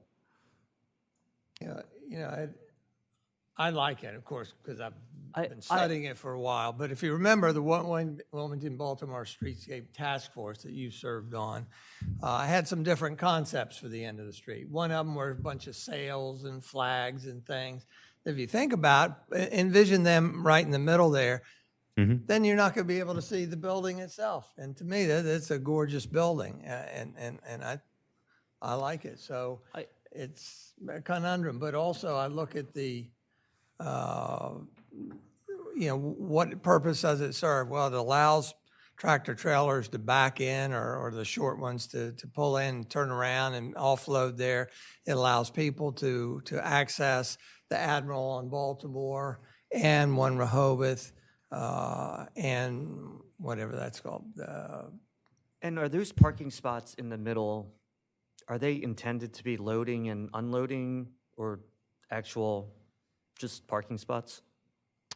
I think spots? those are intended to be regular parking spots. The loading area is on the other side for tractor trailers or large trucks to back into that area, as they currently do in the middle of the street.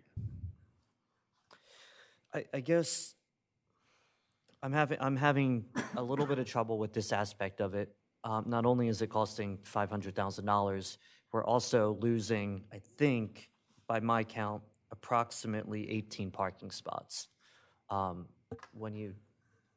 That's real money. So I'm struggling with this. I thought some of the spots on the right were dedicated for loading areas for the Admiral on Baltimore. No? I don't see any in the plan. So No plan. I mean, it's not been determined. Nobody's looked at that concept. This is taken from a very myopic look at that. We have the Grotto Hotel, or number one hotel, one Rehoboth coming in. That's 60 parking spaces. So could you share with me on there where the entrance for the new hotel will be? The garage?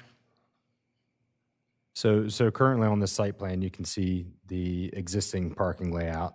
So we have entrances to the Sands here, of course, and then one hotel, and then the new hotel entrance is up here.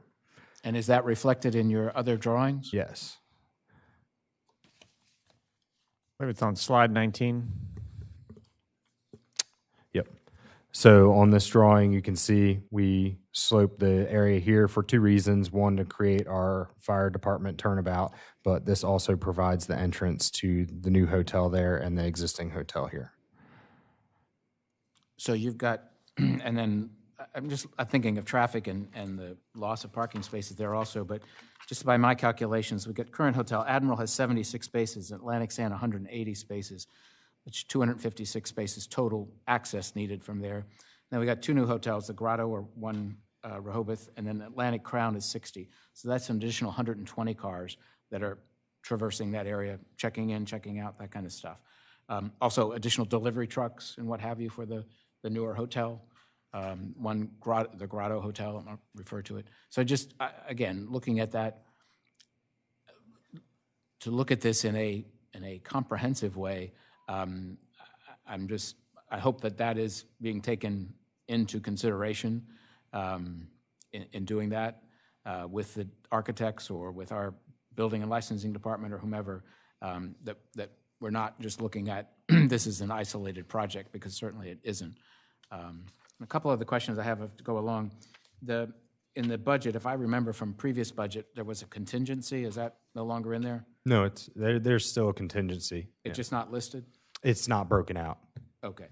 So it'll be above the 4.9? No, it's included in those numbers. It's just not broken out in the items. And just, if you could help me understand how you all talk about, provide us, let's see, beach patrol floor flexibility for after hours and non-seasonal use. Any description of what that might entail, or is there that vision for what that's going to be? It was the idea was to create it make it flexible so the city could use it as they see fit for presentations, if they have events going on, if you want to do, you know. So nothing really defined other than just kind of a big picture space Yeah, we've got? nothing specific in mind. Okay. And then you also here talk about to be of scale and type contextual to Rehoboth Beach architecture. Did you have any specific buildings in mind that you used to evolve from to that design here? Nothing specifically. So it, again, just contextual? Yeah, just sort of beach contextual. feel. Yep. Okay. And going back to Commissioner Legree's question earlier, would it be possible to see, not today obviously, but in the near future, those massing studies done with the overlay of the new hotel, One Rehoboth? I know we have those plans that have been submitted. Thank you, Vince. So that they could be incorporated, so we could get a true view, so we're not kind of looking at the ocean or looking at what have you to see what those massings would really look like? Yeah, I would have to see what we have available. Sure. Yeah. That would be great. And I know, just kind of looking, thinking here, in this one slide, you're talking about storage for 2 vehicles. I know we've authorized the purchase of a jet ski. I don't know if there's going to be a garage or room for that there. You want to stand at the microphone? Understand it's at Deauville Beach, This is, okay. speaking is Captain Jeff Giles. Giles, yes, sir. Giles. Yeah, the jet ski, we're looking into doing a ride-in, ride-out shed that will be up in Deauville Beach. And the best place for that to be backed into the water and trailered is off the Henlopen jetty. So that's a perfect spot for us to get to quick. So there'll be another small shed built there to house that? There will be up at Deauville Beach, yes. Okay. Thank you. Thank you, Captain. And I know this is early stages, but I know there are restrooms here, but I don't see any signs that say restrooms or indicating that there are bathrooms in the building or how to get to them. Or that to me, that's the main purpose of this whole building for our visitors and guests. Rehoboth Beach Patrol looks great, and I'm sure that this will be broken out later, but I just don't see any restroom signs to indicate that's there. Yeah, and I just really have, and I've expressed this before, just looking at this as an isolated project. We've got, as I say, 2 new projects coming on, 2 new hotels, and this to me would be the opportunity of Baltimore-Wilmington streetscape to use it as a model block that we could perhaps work with developers to, cost sharing and undergrounding utilities, working with parking. I know that the $50 million price tag came out of the Baltimore-Wilmington streetscape, which is not foreseeable at all. But if we were to break this down, we've got $5 million here invested in this building. Hopefully we won't go over budget, but to look at that and also working with other developers.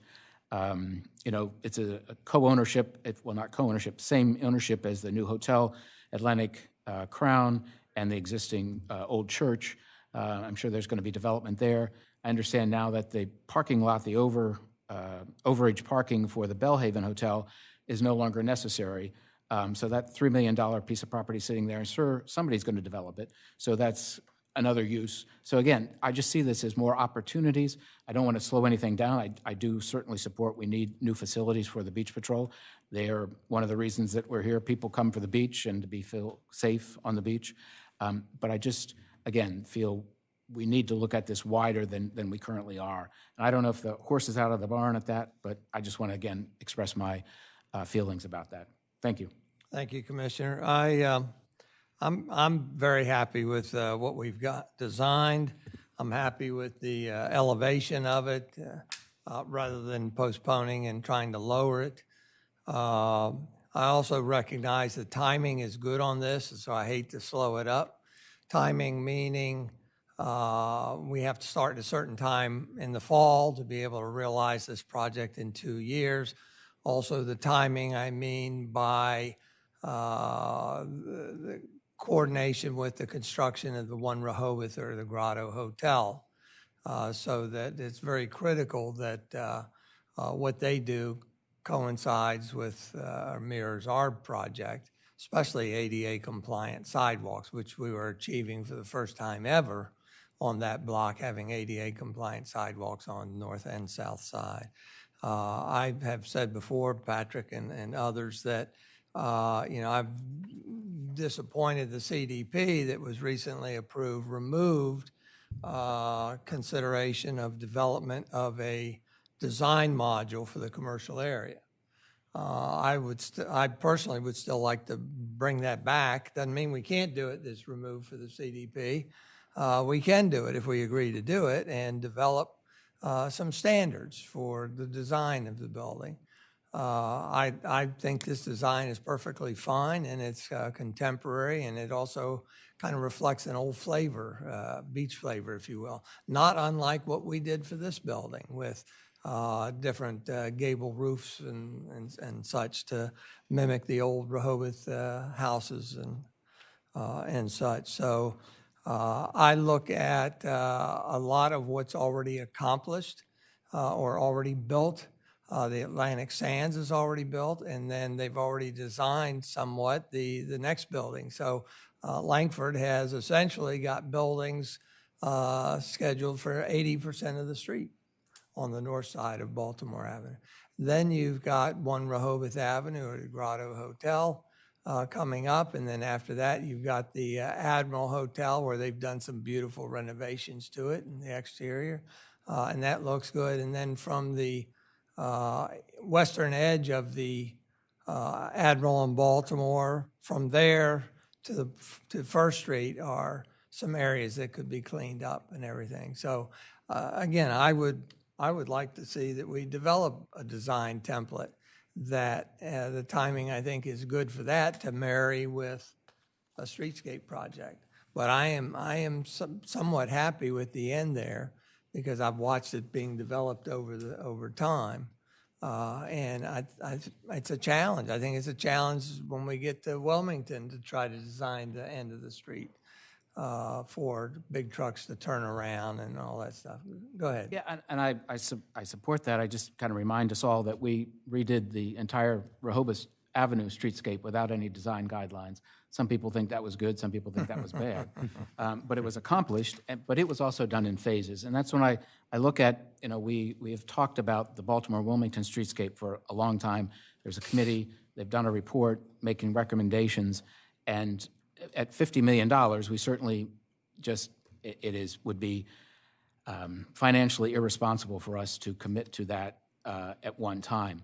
But I just believe that this would be a model block that we could look at. You notice Mr. Langford on the north side. He also owns a majority on the south side, too. And again, just to have these discussions, they may not come to fruition, but we also, as a city, could be able to be negotiating in some aspects of this to create that vision that we want. You're interested, and I understand, from a year from now that or 2 years from now, we'll have a completed building. But what is that block going to look like in 10, 20, 30 years from now? I think it is our responsibility to ask us those questions and to have that vision, or at least to ask those questions and look at professionals to help us answer those questions. I don't know that we have the ability up here to put that together, but I think it is our responsibility to ask those questions for the future development of our community and the way it looks and what it holds for the future. I would echo Commissioner Gossett, and I appreciate, Mayor, you talking about this sort of being a gateway, and I agree the flagpole is perfect because it's not obstructing the view of a beautifully designed beach patrol. But in my mind, it's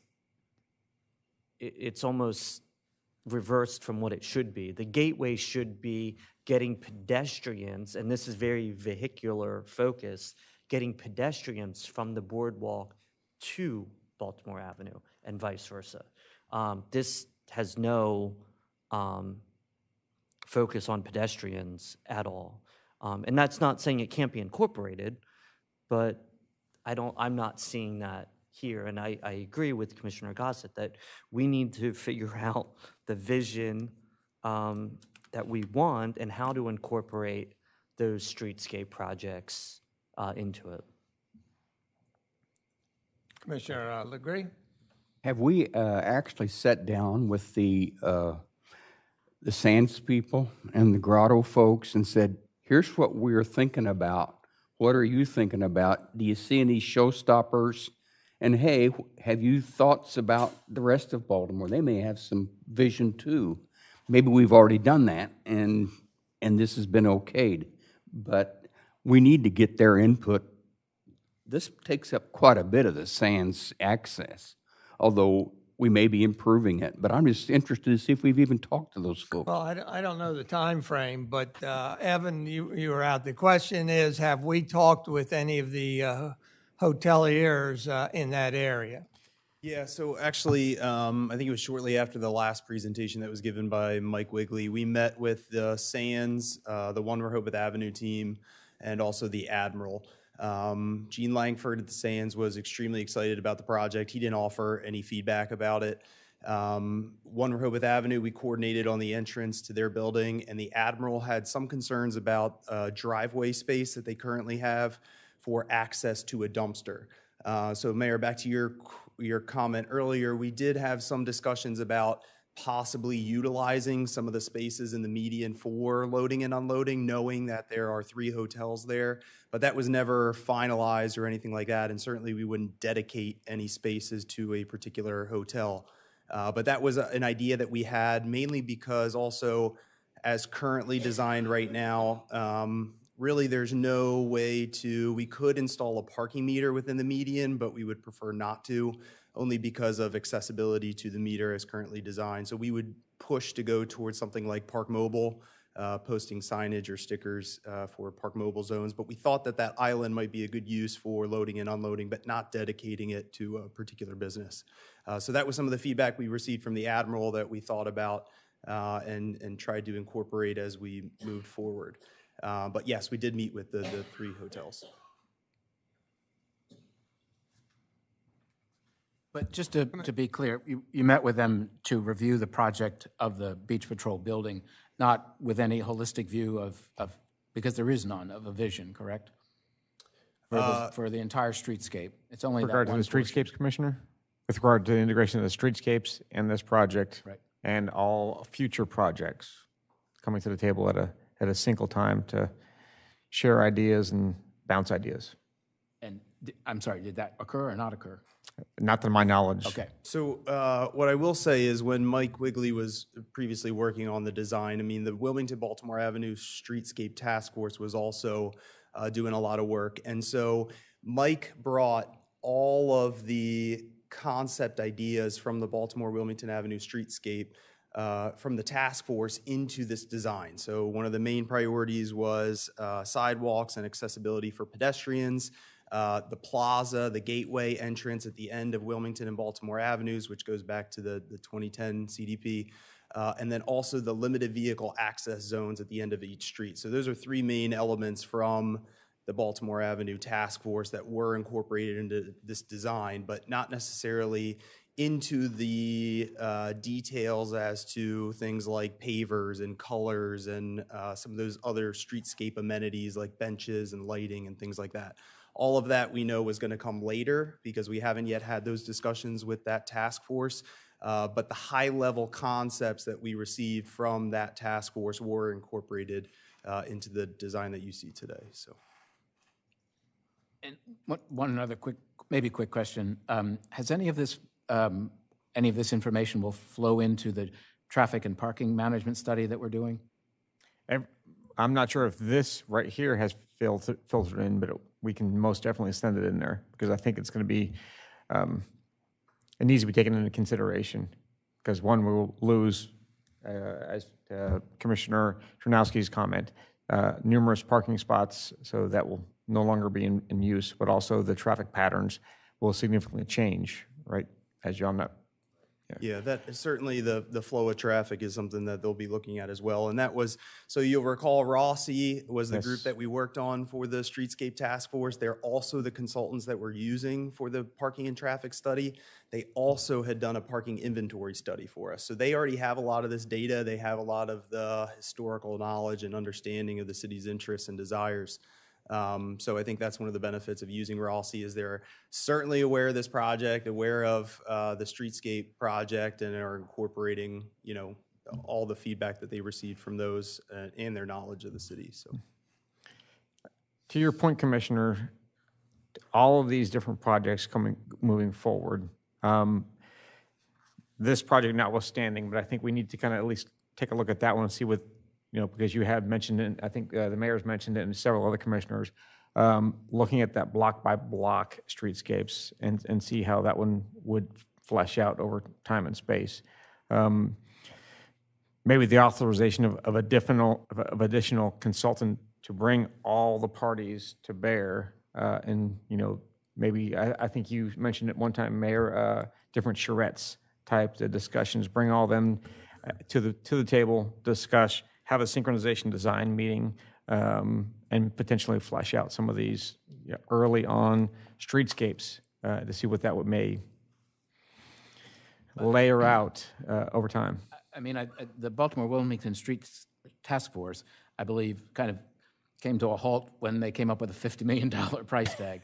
But again, we broke Rehoboth Avenue streetscape into 3 phases. And we were very fortunate at that time of the Secretary of Transportation and et cetera, et cetera. Those opportunities present themselves again now with infrastructure money. But you got to have a shovel-ready project, and I would support us taking that vision and moving forward with it. Again, we've got 3 or 4 projects that are developing, and they're not small projects by any means. So to take advantage of cost sharing, if you will, or carrot and stick kind of thing with the other developers, I would like us to explore that opportunity. It may hit us dead in the face that we don't want to fool with you. We got what we need, and go pound sand, literally. But I just think that we need to explore it. I just an opportunity that I would hate to see us miss. Well, finalizing design details, I think, is very important because using the streetscape on Rehoboth Avenue as an example, yes, it was multiple years, multiple phases, but they did not start it until they had the concept.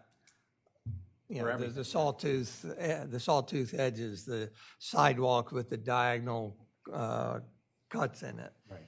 The certain type of lights and lamps and all that stuff. I have a question.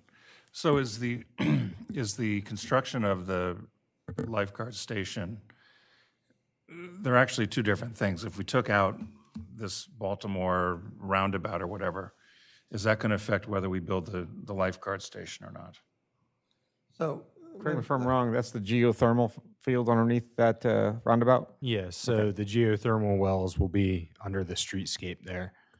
But we have had discussions about possibly having it as an alternate, because again, we don't know exactly when the other hotels would be built. So there's a chance where we'll have to put the wells in and then restore the street to its existing condition until we can.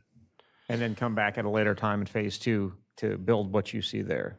Right, but that goes back to the question about 2 other hotels. My guess is they're going to be ripping up the streets as well. Yes. We, if you recall, in one of my last emails, we actually had a meeting with the One Rehoboth group to try and a meeting to really take a look at minimization of utility, either it's upsizing, replacement, things of that nature. And so that was when we had met with that team to at least look at it.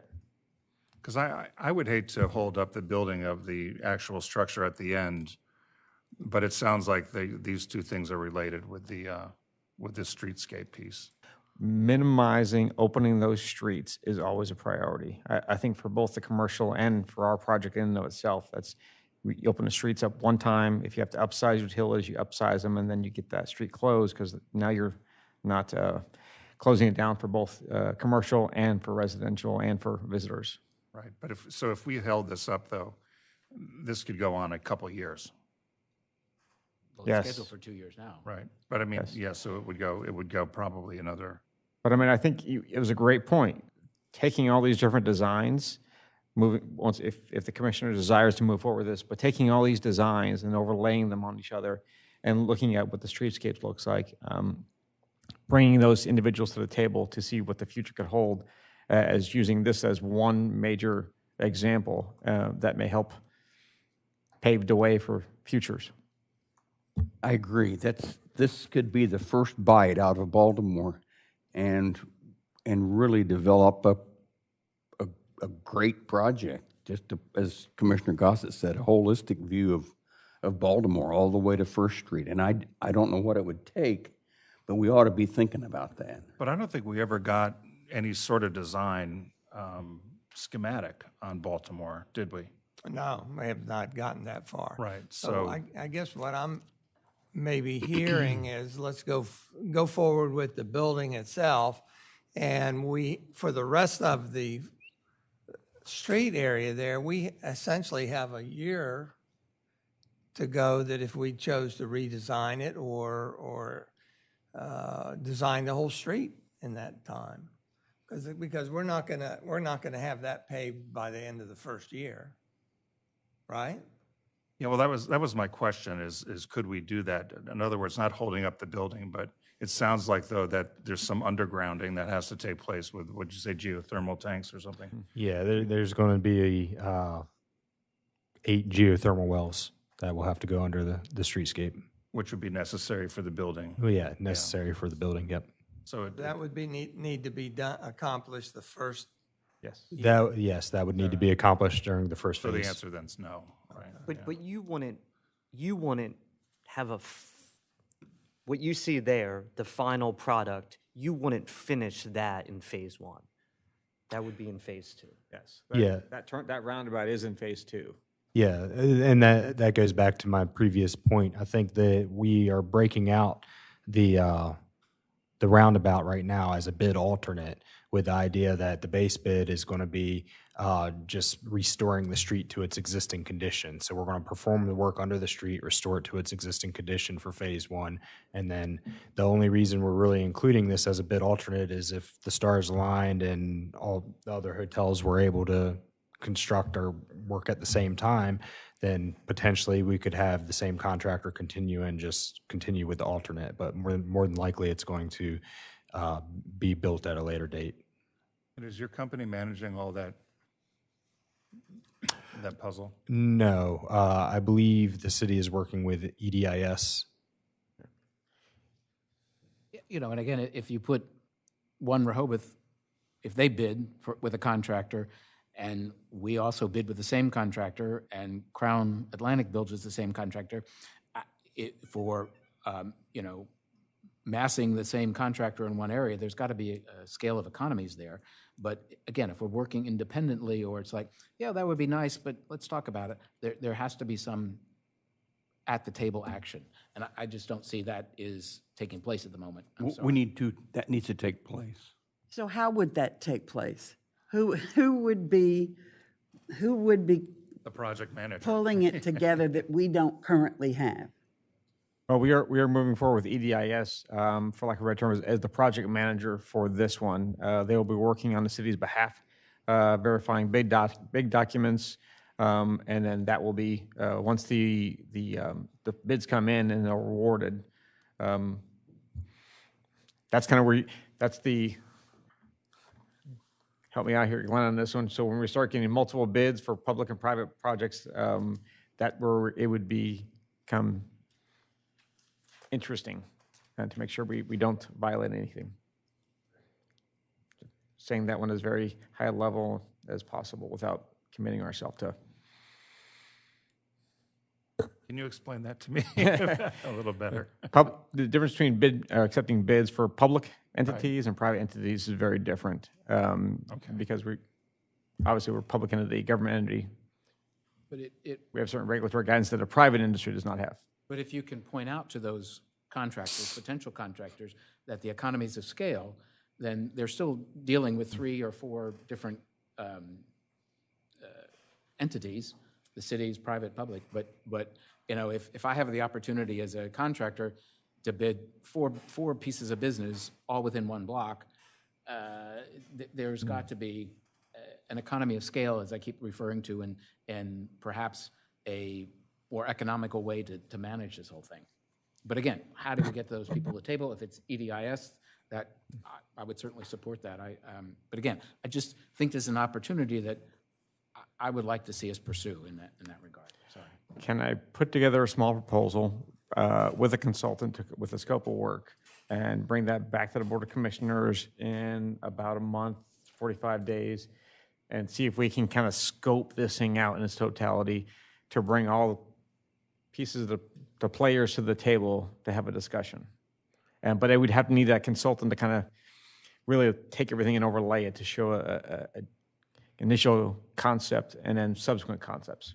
So I think we should, because obviously it sounds like to me we have a gap in making this project be a real success.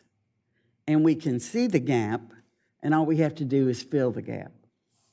So that we don't, I always boil it down to the most simplistic way for me to think about it, that if that will save us a lot of armchair quarterbacking in the future and unnecessary criticism, it seems like being proactive now to fill that gap is the right thing to do.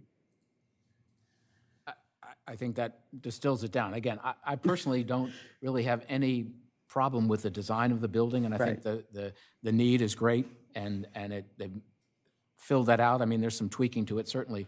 But again, it's that opportunity to fill in that gap and see what we can do.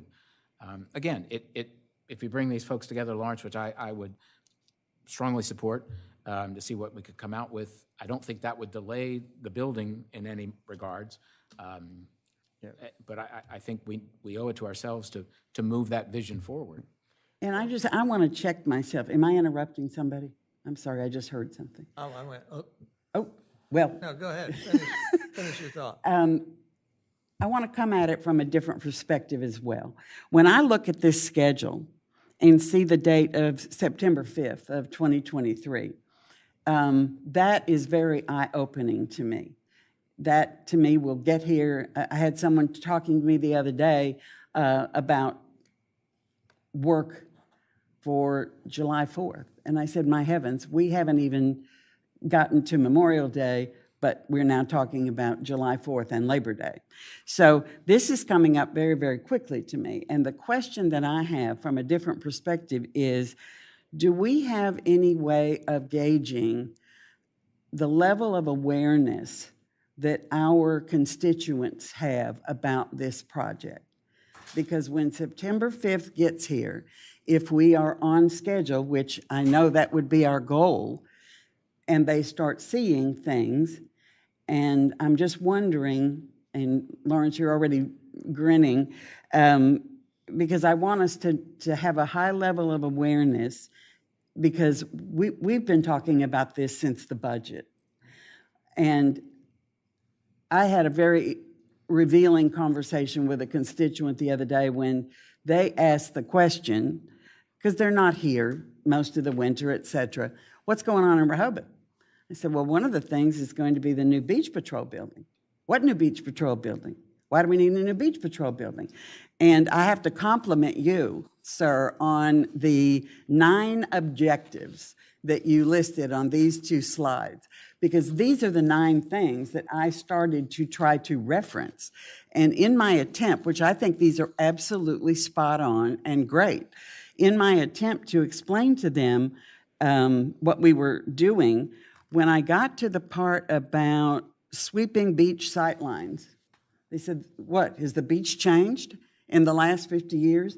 And all of a sudden, it became very clear to me, they're not really grasping the simplistic reasons as to why we need an investment of, I know we're starting here at around $5 million, depending on what we do, and there may be some additional costs somewhere along the way, who knows?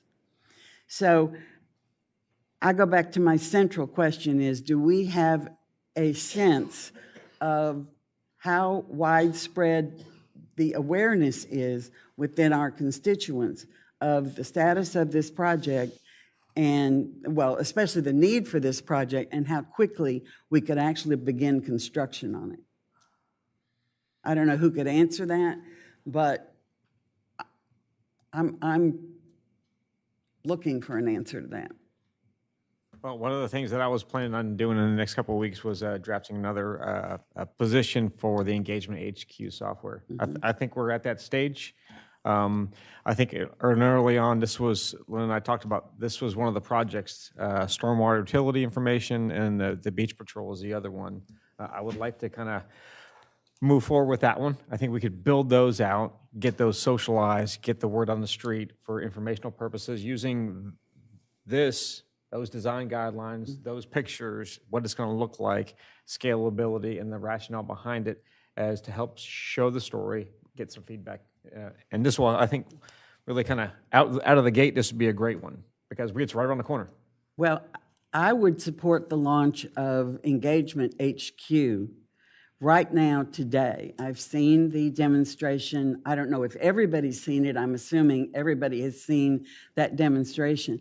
But it, to me, would be foolhardy to move forward with this project without the complement of Engagement HQ.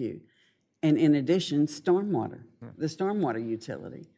So I can forego my memorandum now, and this is what I was getting ready to do here in about 2 weeks anyway. So I think if looking at a consensus, that's what I want to do as far as the city, because I think that'll help us tell our story in a capacity in sort of greater residence. well, and I'll just wrap by saying, to me, this project could launch us into a whole different way of engaging with our constituents by the use of Engagement HQ, and potentially some of our outreach groups like Rehoboth Beach Homeowners Association, Country Club Association, to make sure people are really getting clarity.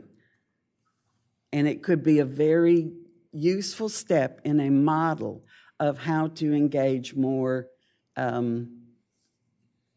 strikingly with our current constituents and different from the way we do it now.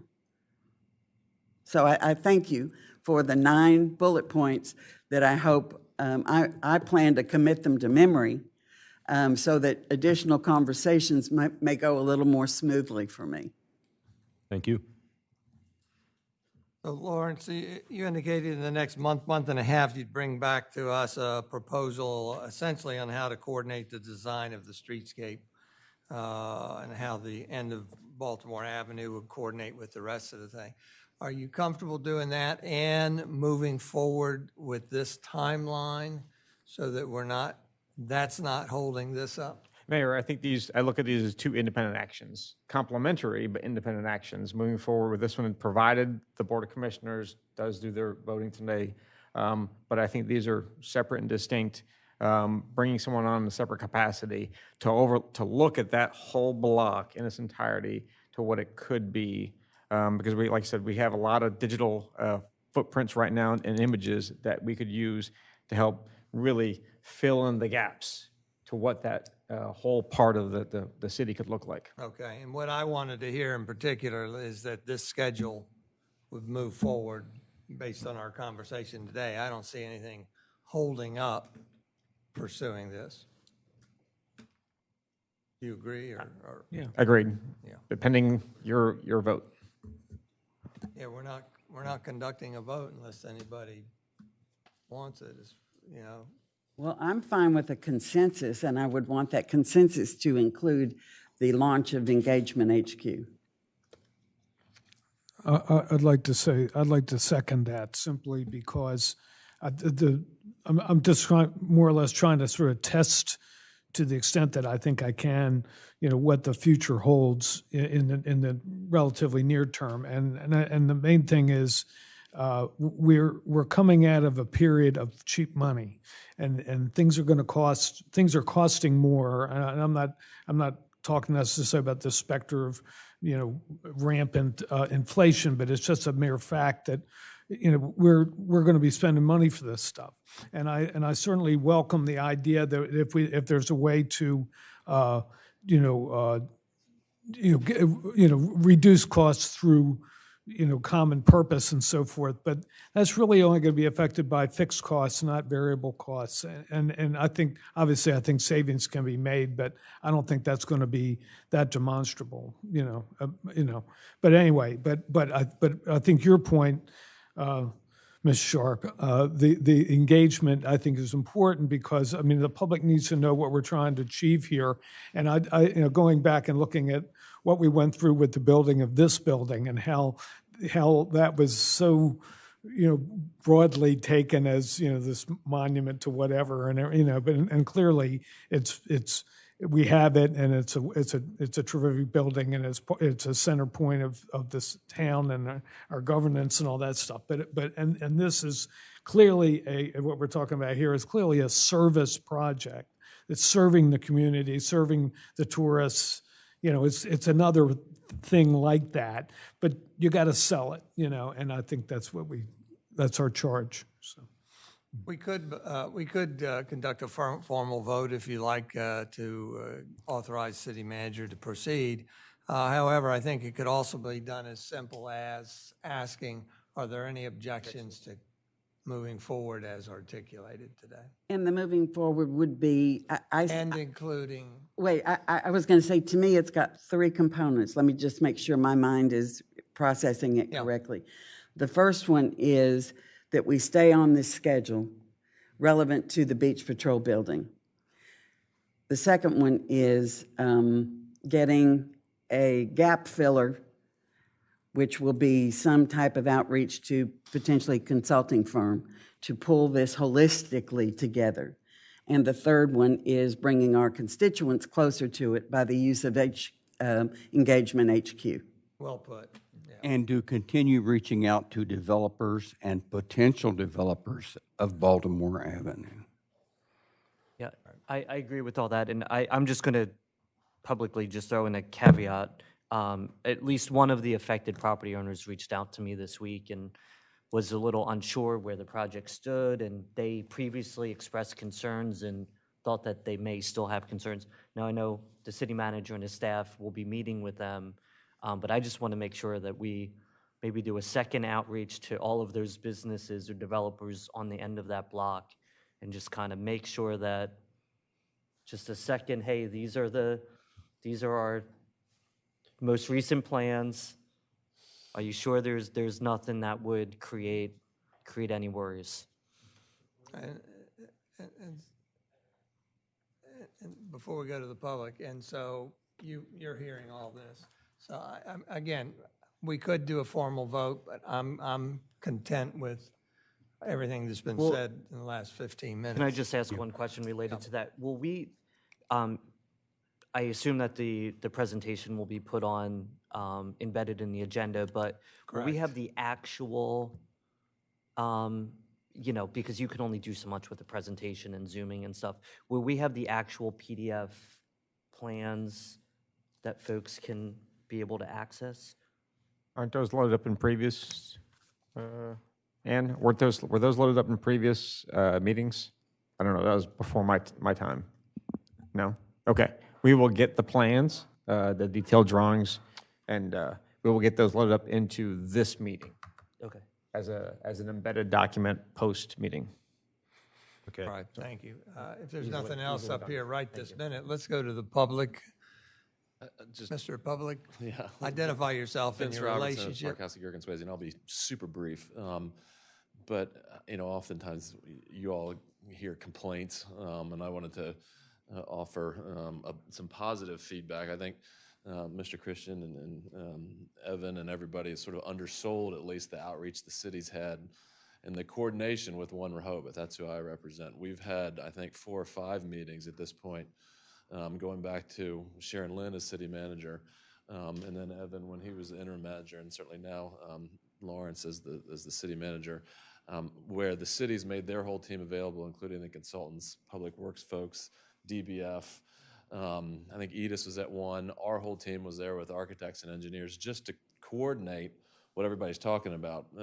We've had breakdowns of the construction schedule just so that, to the extent, and we know there's approvals involved and everything, but to the extent we can line that up so that the street's not being torn up twice, so that there's proper electric, that water and sewer utilities are sized correctly so that we're not redoing things. So, you know, I think that project's right now the one that's most affected by this. And I want to say that the city, with our team, has been great to try to coordinate that. Realizing, again, we still need to go through some approvals, but I feel like that's a little bit been undersold, and you all maybe have some uncertainty whether that's occurring. I want to reassure you that this has been a really good project, and obviously my folks continue to want to have that level of coordination so that everything goes smoothly. You all already have in the record, well, you don't, but the Board of Adjustment does, the renderings that show that quadrant of the city with the Atlantic Sands, with One Rehoboth. You know, obviously it's not been approved yet, but and the lifeguard station. I mean, we don't have any objection to that being pushed out as well, so people can see what that corner might look like. That's true. He may already have done what we were asking for. So. The one thing I did notice, I think the coloring's changed on the lifeguard station. And the one we had, it was more, it looked like cedar shake sides, and this looks whiter with, but we don't have any issue with using that. Obviously, it's in the public domain anyway. So basically just to thank you and sort of some reassurance that that's all really been happening and really well on the city side. So thank you, Vince. In the future, when you compliment us, would you stand closer to the microphone? Talk a little louder too, right? Yeah. Thank you. Walter, just identify yourself again, please, your relationship to the city. Now, you know, I know that at this point in time. Walter No, Birmingham, we- 123 Henlopen Avenue. I'd like to keep it short as I can. First of all, most of you were not around to see what happened 5 years ago when Atlantic Sands improvements took at least a third into the summer also of the street away. There was cyclone fence put up. Bert may remember that. But it was very. The purpose of that It was very. was they to use with part of the They street took it a for third out into construction. the street and they used it for construction purposes. correct. It was necessary and it worked. I want to quickly tell you that Rehoboth in the past years has looped the water system so down on each side of the street that when the hurricane came in and took the fire hydrants and everything out at the end, we were in deep doo-doo. So what they did, they looped the streets at the ends and underneath the boardwalk in some cases, so that the water on both sides of the street would still work to go into the premise. I took some observations and your discussion about zoning for Ocean Bay Maramico is nothing compared to what you're getting ready to discuss right now. But how does, in the plans, well done, fire department turnaround and emergency vehicles, how does the fire department get down to the roundabout when there's deliveries being made? We're talking about backing down streets. You'll take care of the fire hydrants, you'll take care of the water, but the Atlantic Sands entrance is on the left significantly down the street, and you're not going to block it.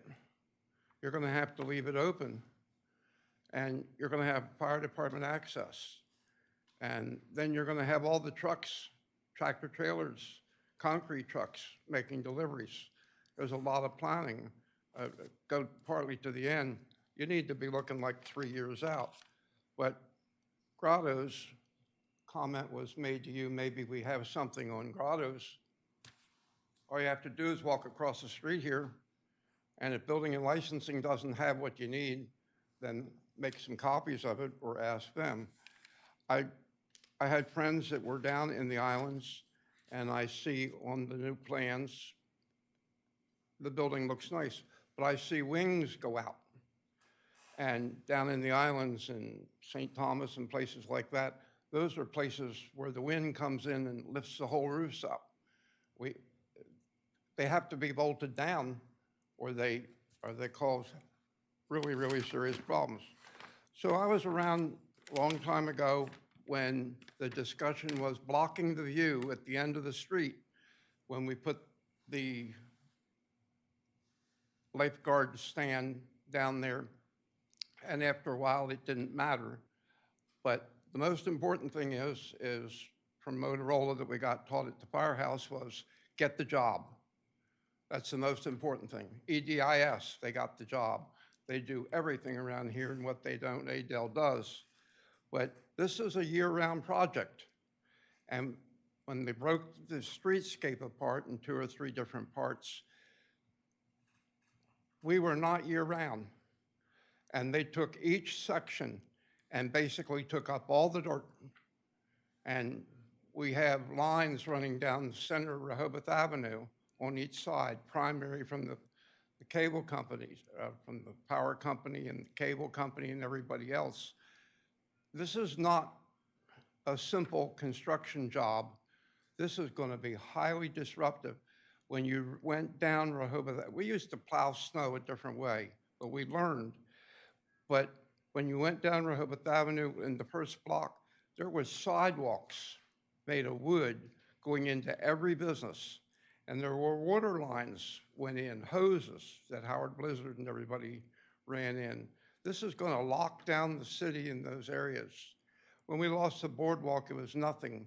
They asked about the Easter parade. We didn't care. We put the boardwalk back, and Sam put the boardwalk back. But you're not going to have a simple project here as big as this is. At Cape Henlopen High School, they have 250-some geothermal wells out in their parking lots and next door. Don't worry about those things. You got to get the utilities in, and you got to find out what the other people want, whether it be one hotel or the other. The transformer, you have a generator sitting out there in the open. You might as well just put a new generator there every year. You got a transformer. It's Jim Smith and the people at Delmarva Power and outside concerns and can tell you how to get rid of the generator so it doesn't show. But this is big, and it's not 2 years, and it won't get done on time. So give yourself the time to do it and do it right. It's going to cost a lot of money. You'll do it. And I wish you well, and I'll contribute any way I can. But do it right, because in most cases, you don't have an idea what you're getting into. Thank you. Thank you, Walter. Anybody else? We're good? Back to the table. I think we've got marching direction, orders for Lawrence. Any questions from you or addendum from you? You're good? No questions. You're good. Anybody else? All right, we'll bring this to a close. Thank you very much. We'll go to the next item, which is the first item of new business and the only item of new business. Consider authorizing an expenditure in the amount of $834,657.16. The city's award under the ARPA, American Rescue Plan Act, for reimbursement of personnel costs. Bert, is that you? That is me. Basically, I'm here just to get a formal vote of approval for the expenditure of the ARPA money. The ARPA program, I think as most of you know, it was a Biden administration stimulus plan for 1.9 million. City of Rehoboth is what's called a non-entitlement unit. We weren't really big enough to receive money directly from the Treasury, so it was allocated by the state of Delaware, and the state of Delaware allocated the money basically on population. And so each city resident got us $540. What we've worked with the law firm of Barnes and Thornburg. The state organized this so that we would have access to an attorney who could help us through this process. Initially, I thought, well, why do we need to do that? Well, once I got into it, I realized it was fairly complex and the regulations were complex. But the good news is we have until 2026 to spend the money. I've worked with Justin Meeks at Barnes and Thornburg, and for the past 2 years, we've had to file a report with the Treasury Department. And this year, and we had agreed last year that probably the easiest way to account for this expenditure would be to allocate it to payroll. You had, there were a lot of hurdles if you were going to identify a project. It doesn't really impact our money per se. Doesn't restrict anything. All I'm really doing is complying with the Treasury Department regulation, and what I will be doing is I'll be identifying specific payrolls and reporting on our next report that we utilize this money for payroll. And it's a documentation exercise. So I would like to have approval to authorize the use of this money for payroll. And I guess, are there any questions that I can help you with? Yeah, Bert or Lawrence, can you, I guess, tell us how this affects the budget? It doesn't, because if you went ahead and said it really doesn't have any impact, because whatever you use the money for, it's going to free up money for another purpose. So Correct. it's not. So I guess my question is, in our FY24 budget, we've not accounted for this $834,000.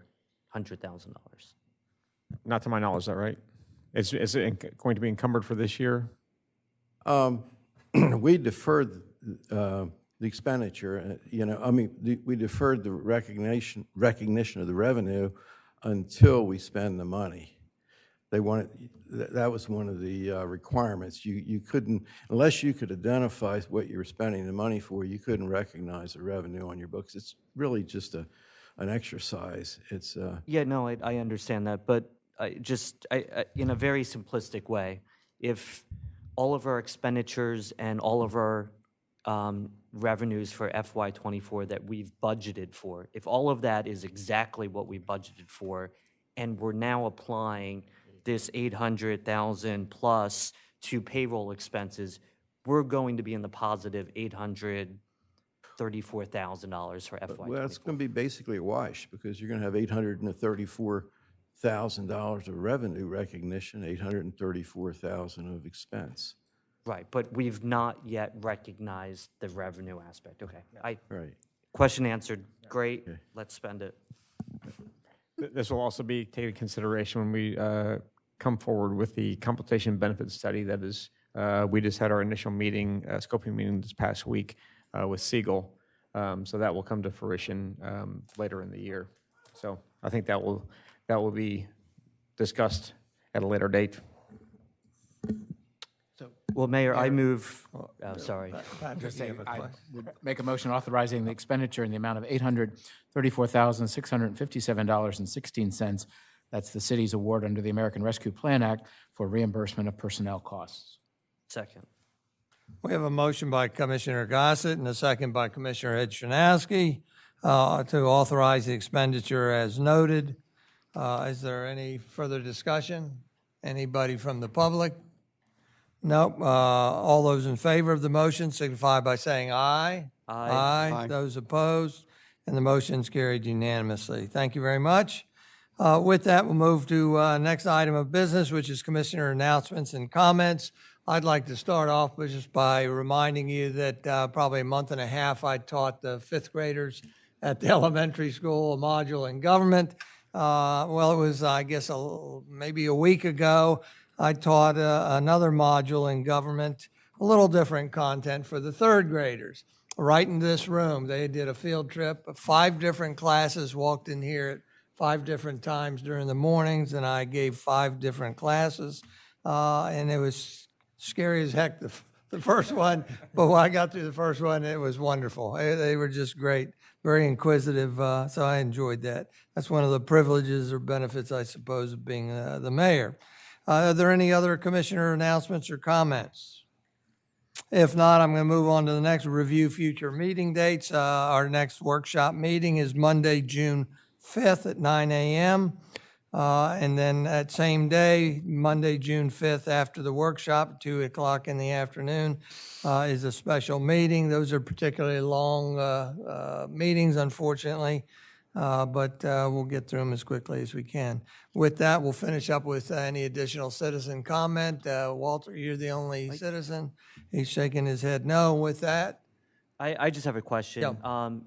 For Commissioner Gossett, do we have a personnel committee schedule? Yes, we That do. was scheduled? That is June, I believe it's 19th, at 11 a.m.